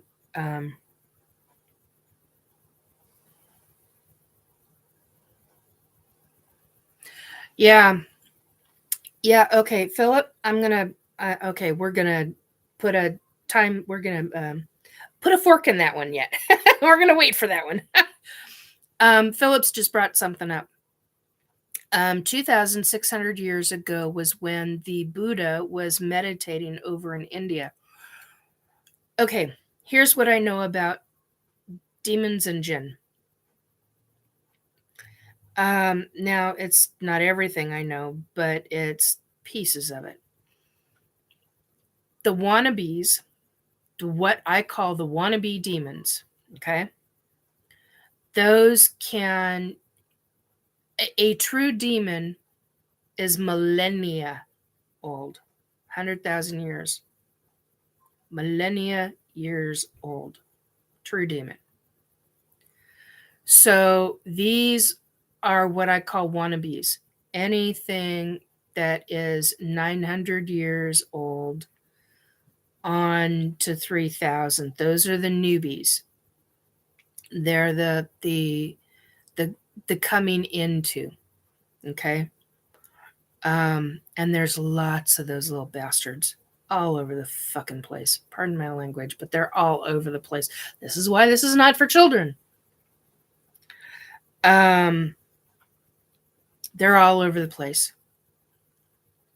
But the true wannabes are not, excuse me, the true demons, very rare.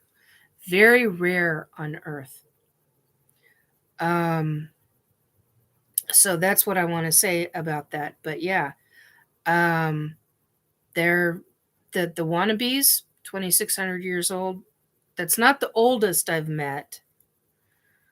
Met is the wrong way to word that, but come across, I suppose it'd be the better way to verbalize that. Hang on a second.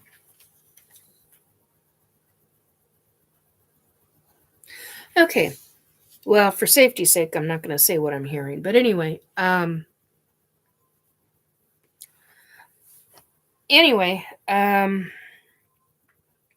good grief, they're loud.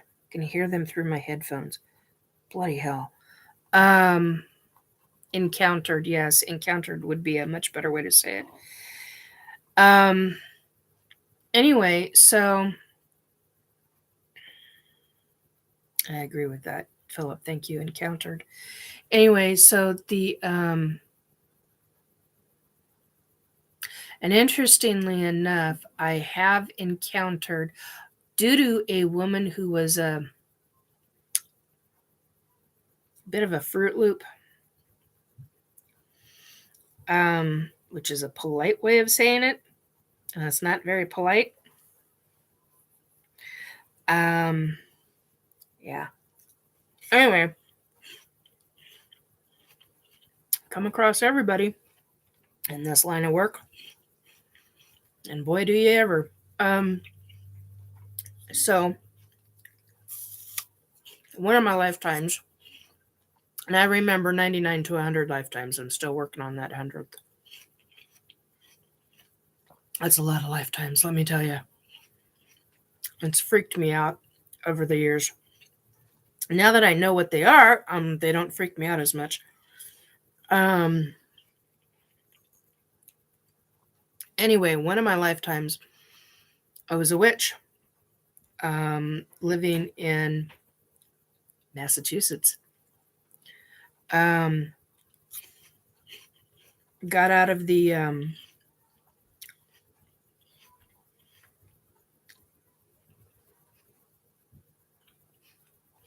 drownings and burnings by escaping via a tunnel system.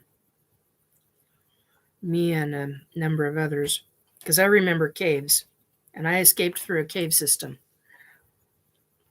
Whew, ginger, spicy. Woo! Sorry. Mercy to Murgatroyd. Anyway, anyway, unexpectedly moved from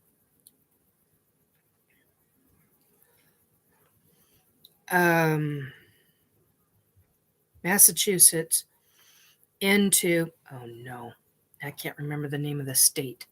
New Hampshire. Thank you. Thank you. Thank you, Dad.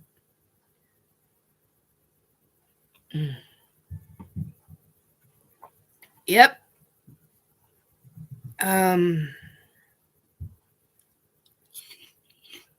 So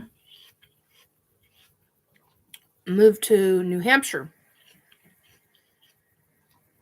And in New Hampshire, there was a demon that was wreaking havoc. And I and my coven, funny enough, I know right now in this lifetime, God, that's spicy, who some of those people are. They're friends of mine now. Funny enough, that's quite the story. Anyway, took 13 of us to put this mother effer down. And he's buried in a very specific way. Anyway, he's still there. And some little, I need to be nice. I really want to call this person names, and I'm like, nope, you just be nice. I'm like, why? Anyway, woke him up due to bullshittery. And he became very active.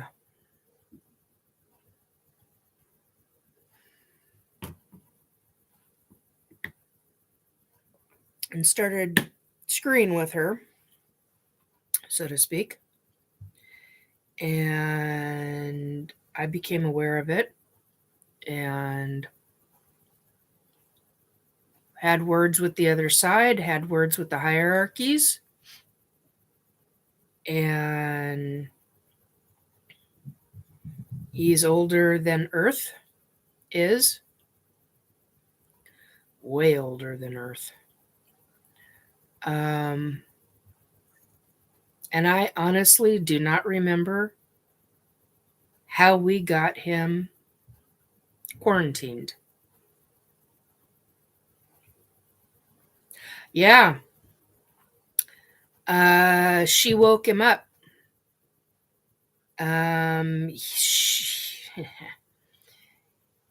She was walking along a piece of property, and he started feeling her energy, and it basically it woke him up. And quite honestly, I don't remember how the hell we quarantined him, because I got asked after I realized who the hell he was. Excuse me, pardon me. I got asked if I wanted to put him back down, and I'm like, it took 13 of us to put this bugger down, to quarantine him. I can't do this by myself. Are you nuts? I'm like, how? And they're like, you'd have to get all 13 of you together again, but you can't do that because of. And I went, I'm not going to say why. We're just going to leave it at that. And I kind of lost my cool. And yeah, so this. And because he took control of her, that's how he was able to escape. So yeah, he's out. And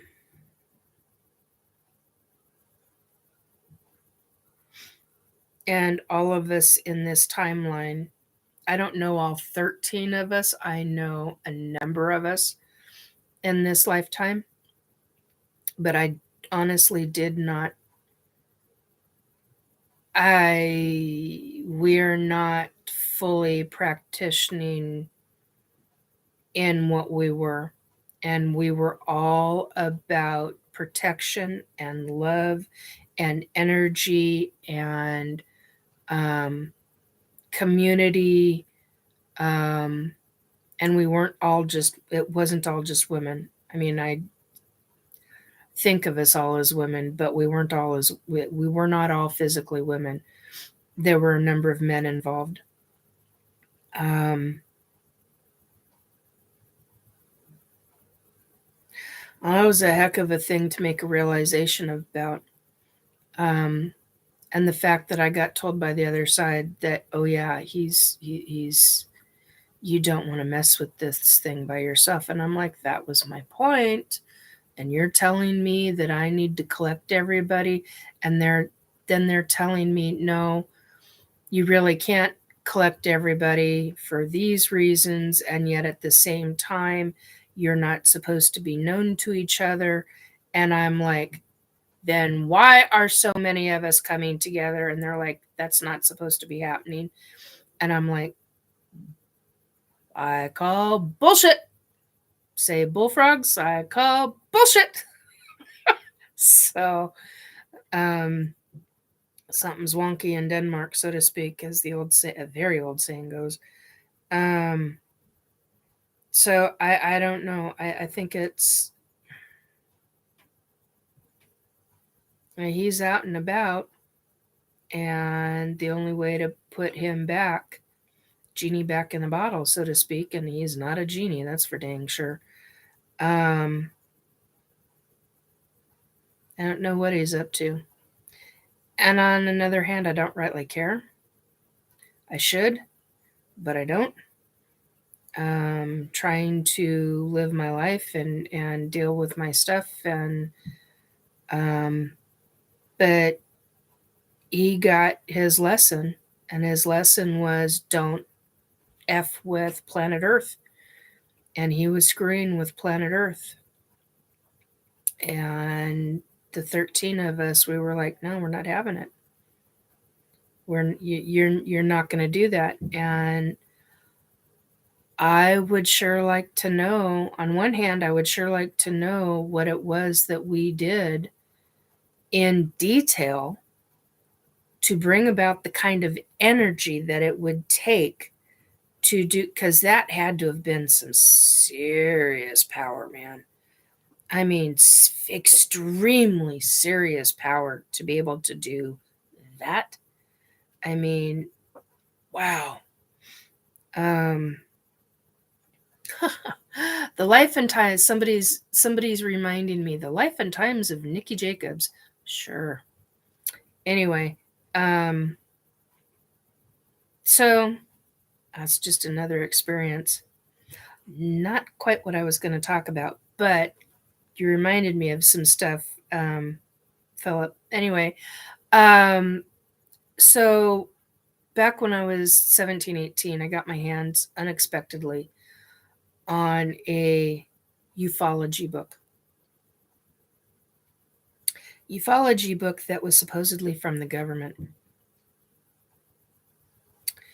And in 2019, in March of 2019, in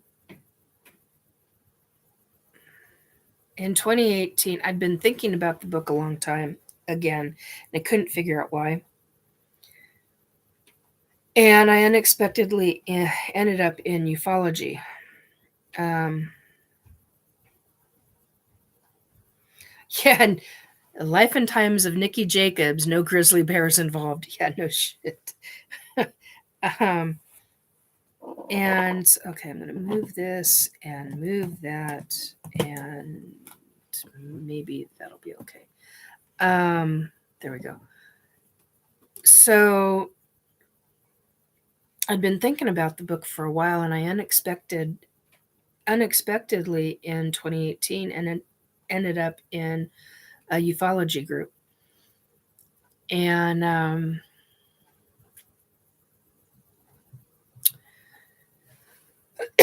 excuse me, by 2019, no, I can't say that. Okay. When 2019, I asked a retired government agent about the book. And approximately 4 to 5 days later, I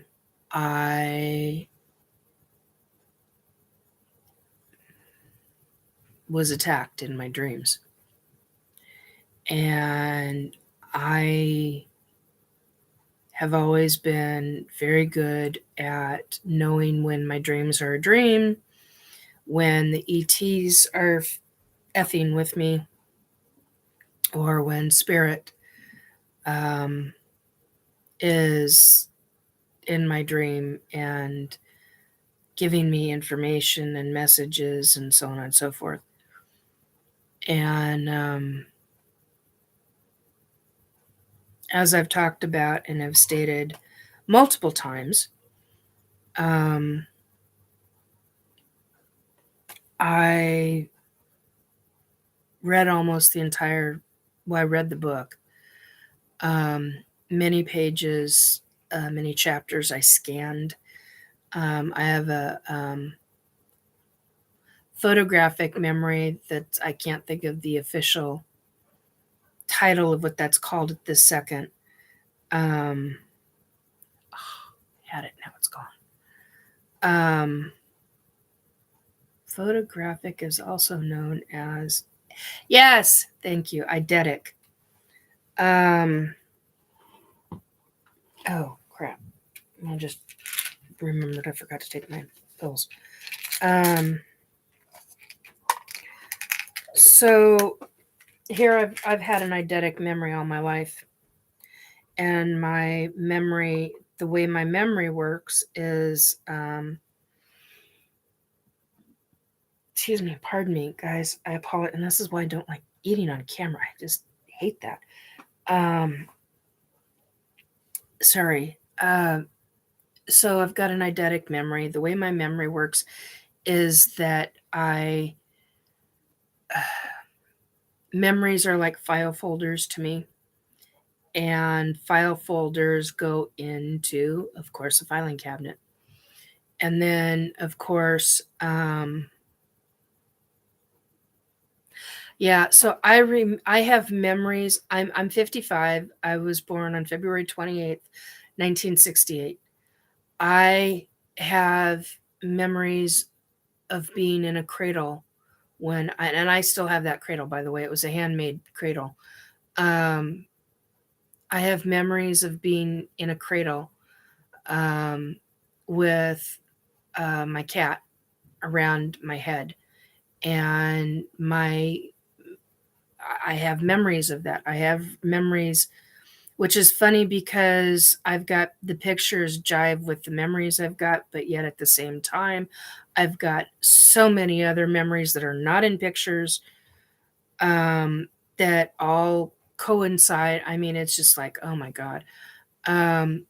Which is weird because I don't have the one memory that you would think I would have would be my first birthday. I don't have that as a memory. I just, it's not there. But I have memories of in that cradle, and I was months old. I have memories of my first time walking. And my first time walking, guess what that coincided with? That coincided with the moonwalk. I scooted across the floor, scooted and then crawled across the floor to the TV. My mom and my grandmother had black and white TV on, had a TV on, it was black and white. And I wanted to get up and see what these men in these what looked like white suits were doing. And I remember getting up and grabbing on to the stand and holding on to it and patting the TV because I didn't understand. And how come, and this was all live. And so I have memories of that. I mean, very defined memories of that. I have memories of mom dancing with me on her feet. And it was before I could walk. I mean, I have memories of looking up at her, and then memories of seeing her legs, and having my hands held, but yet I'm moving around. And, it took me a long time to understand and grasp the concept that, oh, she's moving. That's why I'm standing. um, so, you've got things like that. And,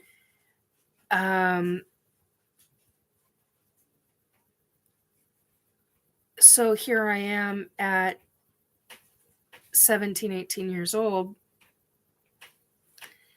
and I unexpectedly meet this woman who I I don't lovingly refer to her as.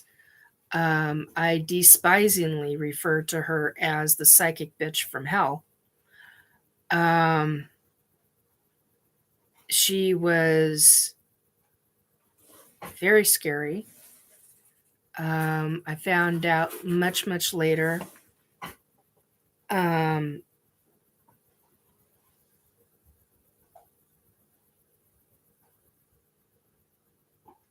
Well, not much later. I'm sorry. I found out that's not right. I found out that the employees around her were terrified of her. for damn good effing reason. Yes, that's where I was going with that. Okay, so much later, many years later, in 2019, I believe it was, I found out that the things that happened when I met her, she was doing very dark magics. And I blew through these dark magics, and I had been trained.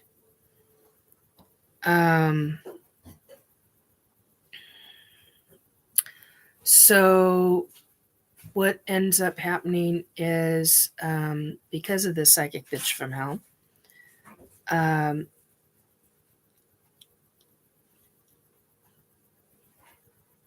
she allowed my family to have access to this book. And it was a book that was termed as a collector's book, because the group of individuals who have this book were known as, quote unquote, the collectors. And it was a book. I was trying to figure out how to phrase this. It was a book it was every document that the U.S. government had on UFOs. Every document from every agency possible. And so basically, as a 17, 18-year-old, and we were told not to ever talk about this. Our whole family was, my mom and I and my grandfather and my step-grandmother. And I had my hands on it for approximately 15 hours. And I went through the book, and having a photographic memory, there were some pages that I scanned, but most of the book I read as much as I possibly could. I will not publicly describe what size the book. I can say the book was very fat, very, very dense, very thick. I will not give the book measurements. I will not tell you what the pages look like, what the font looked like, how it was. I won't. Tom Whitmore of MUFON, Lynn Hurley interviewed him and asked my question. And he had said, yes, there is a legendary book known as the Red Book in the government that is behind probably multiple vaults, and you'd have to. It's in the file folders that I have on this channel. You'd have to go in and find it, but I do have that. Yeah, it was a thick MFing book. Anyway, there were only so many ever printed of this book, and they were basically, I don't know why the Illuminati is coming to my mind, but anyway, that bothers me a great deal actually. Anyway, so the point being is that I read the book, and so in 2019, in March of 2019, I'd been having questions about this book again. And I asked a retired government agent, trying to be very careful in what I say here, because I have been threatened. And 4 to 5 days after I asked about that book, and the only person I asked was this specific retired agent. And 4 to 5 days later, here I am, in my dreams, sleeping in my dreams, and I have a team of military in my dreams. Now, I don't dream like that. And I immediately knew that I was in danger. I immediately knew this was wicked. And I immediately they went to reach out for me and grab me. 2 of them did. There were a total of 6, but there were three main ones. And he went to reach out for me, showing themselves in my dream as police officers, which I knew was bullshit. And I knew I was in danger. And I literally sat straight up in bed, wide awake. And I was still higher consciously connected to all 3. But it was their lead guy who had literally attached himself to me. And I ran out into this living room. This is before my tailbone injury, and when I was exercising quite a bit. I literally ran out into this living room and protected myself. And I still had the psychic, telepathic, higher consciousness connection to this motherfucker. And I put out a very specific, very, very powerful, I'm just going to call it an energy burst. And what I literally hear from my bedroom, because he was still connected to me, was a man screaming like a little girl, in terror, in extreme pain. Now, did I know that was going to happen? No, I just knew that I was in extreme danger. I didn't know exactly what this was. I knew that I needed to protect myself because I was in the process of being mind raped. And that's what it is. When you get somebody pulling bullshit behavior like this, it is a form of mind rape. And, well, that's pretty.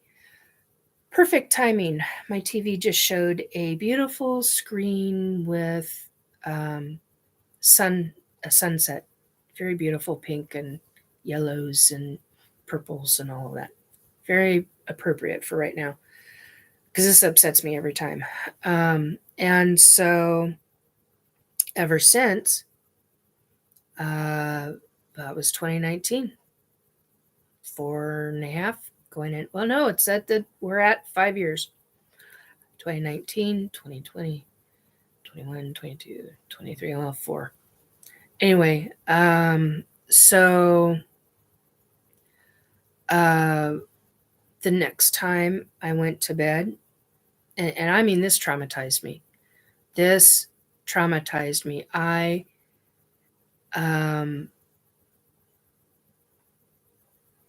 I literally, my body, my brain reacted as if I had been raped.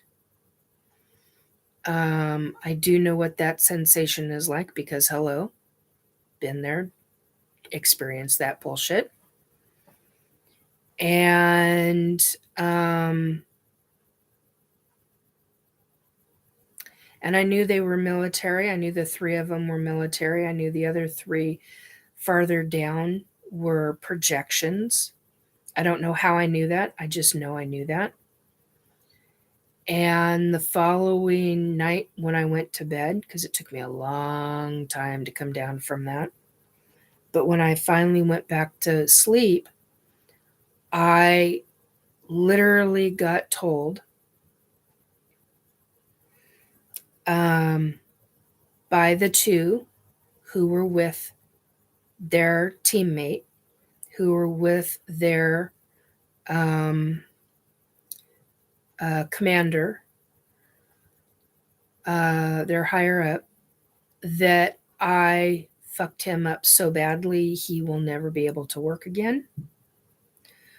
That they wanted to know exactly how I did that. And telepathically, I found out from both men that they wanted me teaching that, and they were going to knock it off. Don't start right now. I kid you fucking not. Don't start right now. Um, they wanted, sorry, ET related shit. Um, and so they want me basically signing a non-disclosure agreement, going into doing what they're doing. And I knew exactly what I mean, I got a huge bit of information from this MFer as to what they wanted to do. And they wanted me teaching them how I did it. They were going in and using dreams in specific ways to kill people. They were using it in specific ways to grab information from other people in high power, government high power, in their dreams of grabbing information so that they know certain information ahead of time. Um, yeah, they did. They picked a stupid, evil way to recruit a teacher. Oh, yeah, they really did. And to this day, uh, they didn't last night. So I can say officially, as of yesterday night. Um, so we've gone up. So we went from, I should say, well, no, they have is more along the terms is how I should say that. But they went from this group of men to those same men trying and trying again. Then I started having government ass hats, show up in astral in my home. And I got verbally threatened by somebody to not ever talk about uh, the book and the agent. That told that to my face. And so after that, I had and I went through, I mean, my whole body went through a rape scenario. I mean, it was like this traumatized me. This fucking bullshit of theirs traumatized me. And um if it had not have been for the fact that before I met this psychic bitch from hell, I got trained by a number of individuals that are in the psychic field, not in ufology and nothing in way of that, how to protect myself. And then as an adult, I unexpectedly met somebody who also trying to figure out how to word this.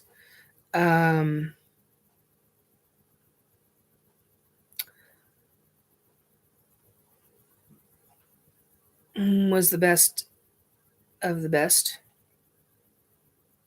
in their field of work. By the way, in the government, I might add. And yeah, I'm going to get nailed for that. I already know that. And got trained how to protect in a very different. And funny enough, I didn't believe him when he told me, hey, guess what? They've got these psyops. And I'm like, you're full of shit. Guess what? Years later. Anyway, he's on the other side.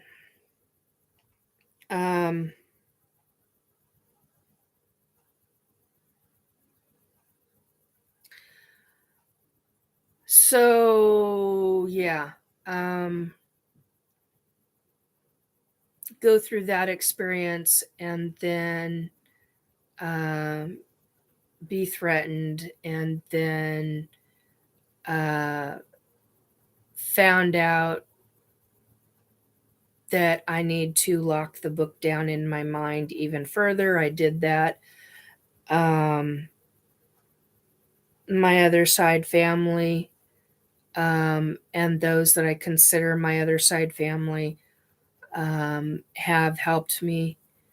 But these MF and asshat, government asshats, have tried to access my memories of what I know about the book and all the information. Well, here's the thing.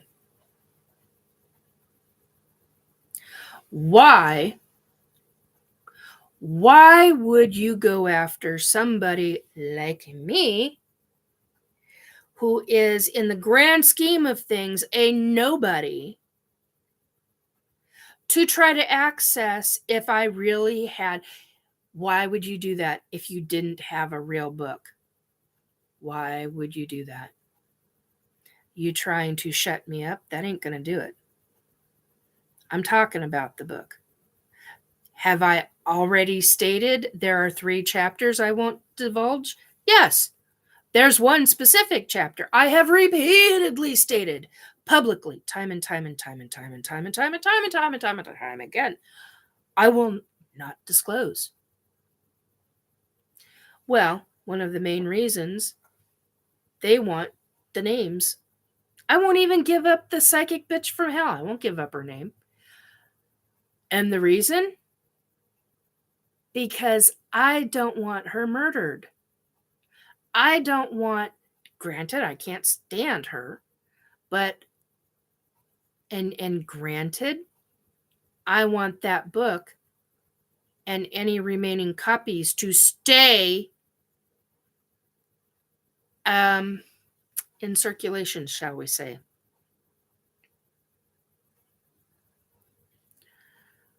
Because I believe, in my own personal opinion, that it is good that there is documentation of the information. And you motherfuckers keep trying to keep everything hidden because, oh my God, the public won't not. Pfft, fuck you.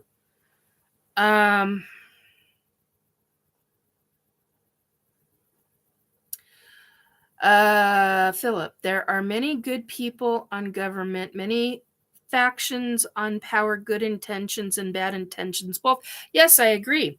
And these fuckers are doing bad stuff. That's where I draw my line. Not okay.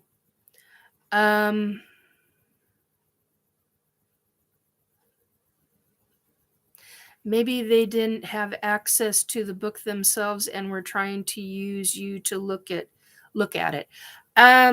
No. My gut feeling, my intuition, my psychic psychic perception of it is that they don't want it in circulation. They don't want the collectors to have it. And it has to do with keeping everything hush hush and as quiet as possible. No. My grandparents are already dead. Who are they going to tell? My mom has Alzheimer's and dementia. She's in the last stages. Who's she going to tell? The person that I live with was present at the time when my mom and I and my grandfather and my step grandmother all had a conversation about it twice, two separate occasions. Only remembers one. Had a conversation with them not very number of months ago about it. Does only remembers one of those. And my son was God, under 3 years old at the time, I think. Somewhere between a year and a half and 3 years old. Somewhere like that. Anyway, so yeah, he ain't gonna remember it. Well, it wasn't talked about after that. Not for long time. So, yeah, and they're after names. They're after names of people, and I don't think the bitch from hell, to be quite honest, I don't think she's alive anymore. Because I believe at the time that I was 17 or 18 years old, I think she was in her 50s. So, hello. That's a long time ago.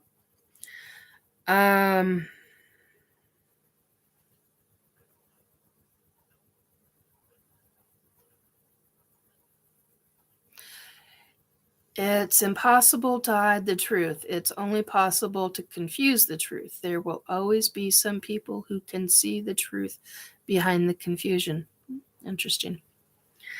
Yeah, so I've kept those memories in lockdown for very good reason. So basically, what they've done is they've gone up level after level after level in different people trying to access me in my dreams. And if you know what vivid dreams are and lucid dreams are, this goes beyond lucid dreams. And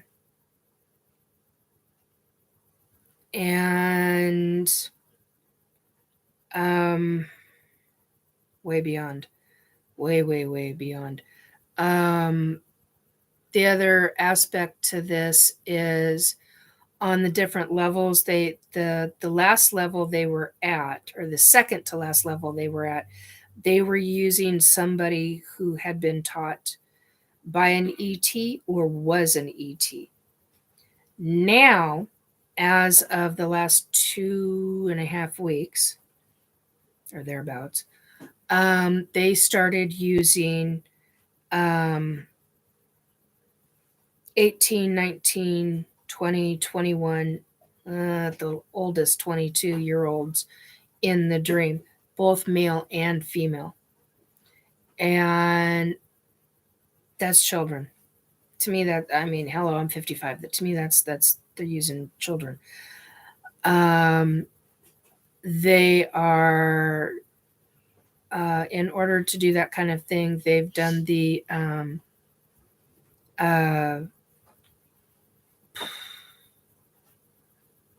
they've had them sign non-disclosure agreements, and they're good, but they're not that good.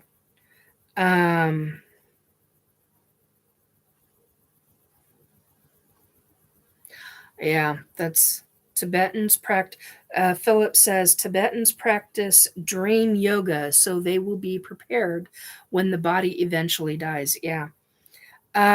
So,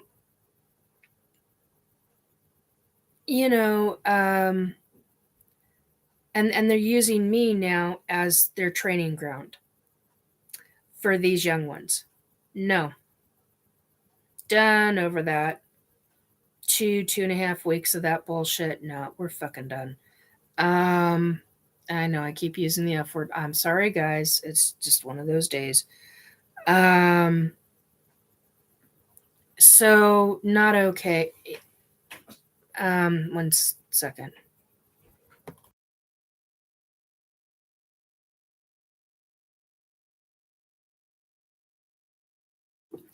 Okay, so anyway, yeah, it's just one of those things. I've had people witness. I've had friends who are astral travelers come to my home, help me defend my home from these government asshat astral travelers. I've tracked them to the building. Those specific astral travelers, I tracked them to the building they were at, what state they were at, what street they were on, what level of floor they were on at the time. No, I've never done that. I do multiple other things. Not that though. Philip just asked a question. I'm not. You can read it in chat when it shows up. When the chat shows up later. Anyway, so so these things are real. This is not Nikki being some fruitcake nutcase Fruit Loop scenarios type situation. I don't have access to the book. I only had access for 15 hours, but I have a photographic memory of it.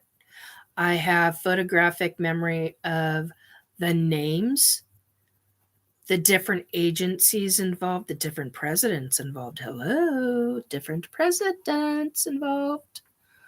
The ouch, ouch, ouch. The real date of when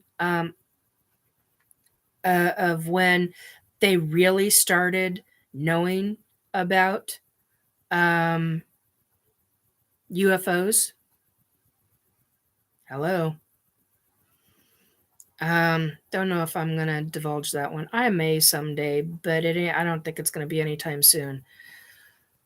So yeah, there are things that why would they continuously 2019, 2020, 2021, 2022, 2023 for 4 years straight continuously keep coming after me. I've even asked the ETs, hey, give me some help here because I'm tired of this bullshit. And hey, they could not only access this book, they could access all kinds of stuff that you have been having me do. Do you really want them doing that? So yeah, some of the ETs have like,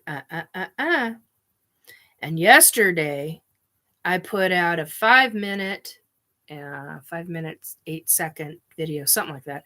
5-minute video going, to the asshats. Quit fucking with me.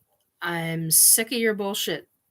And I will defend myself in exactly or near exact the same way.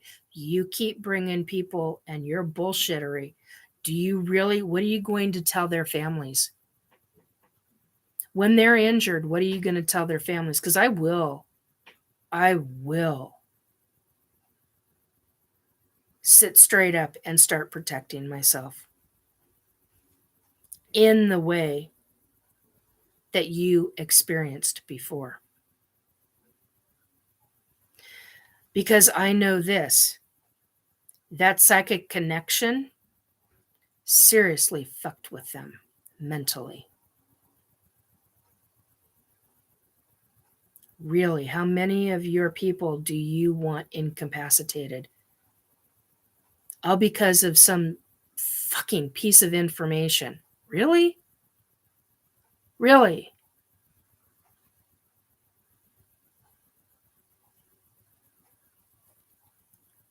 Anyway,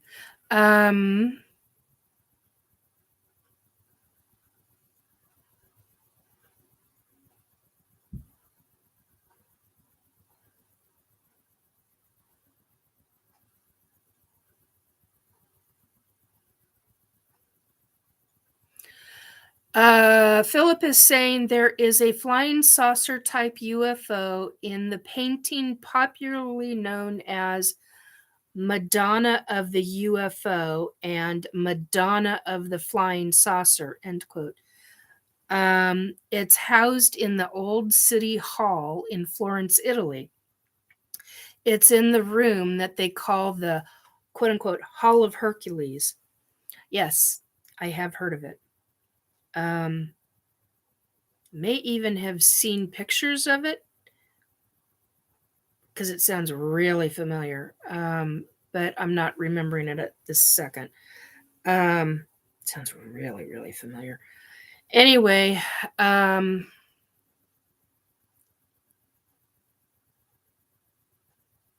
think that's all I really wanted to talk about. So we're at 2 hours and 56 minutes. Talked a lot about a lot of different things. Tonight, SOR, of course, starts at 9 p.m. Pacific. At 10 p.m. Pacific, I will be on a show called the S4 Bunker. That's on Spreaker.com. And it goes from 10 to midnight. Painted in the late 1400s. Oh, cool. Yeah, that's why that sounds familiar. That's okay. Yeah, I have seen it. Wow. Thank you for putting 1400s in there. Anyway, so, and I don't remember who Dave has on tonight. Let's find out.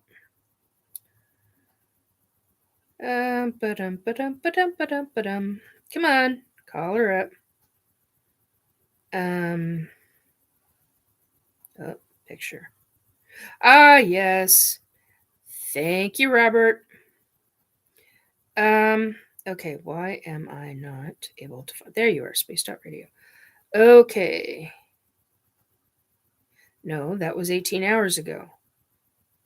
I saw that already. Oh. Well, interesting. Ah, it's not calling up. What do you have coming up? Well, you're going to have to find out who's. No, that's 3 weeks ago. All right. Well, for whatever reason, I'm not finding it.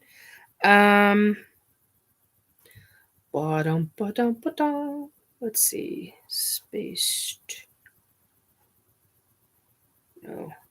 Yes. Thank you.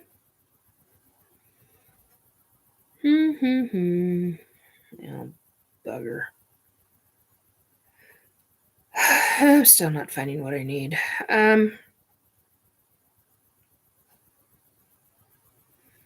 Okay, I'm gonna go to Dave. C's Dave. There you are. All right.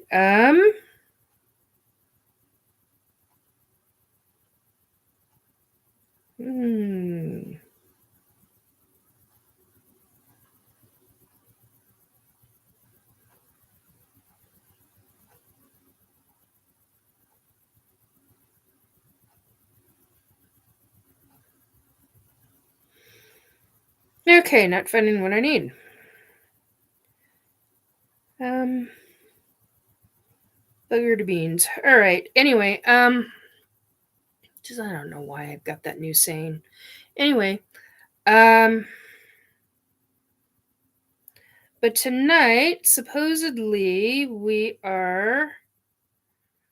Let's see. I had somebody else ask me.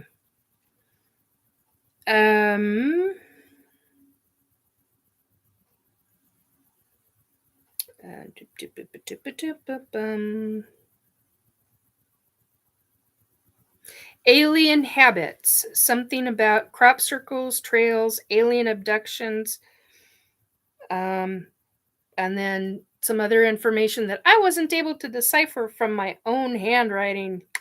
That's always fun. Yeah, I should get a notification. Yeah, I usually get a notification around 8 o'clock or 8:30 for Spaced Out Radio. So the S4 bunker, though, we have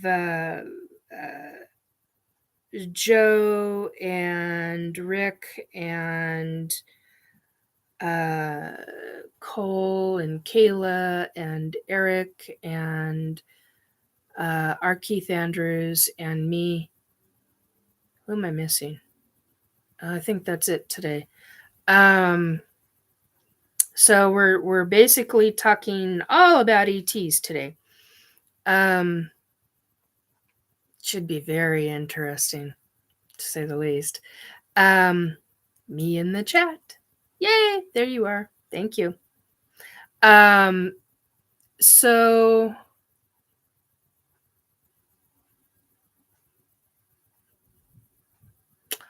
watch your dreams.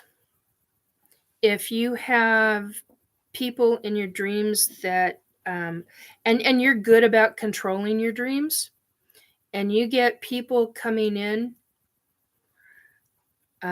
be real careful. Put protections around yourself. Right now I'm having help with protections, which is fine. I appreciate it. But I also do very specific things for protection. So the others that are helping me with protection are multiple layers. Oh,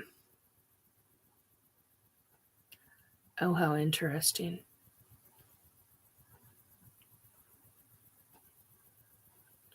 I just got told some very interesting information. I don't know if I'm going to repeat that or not.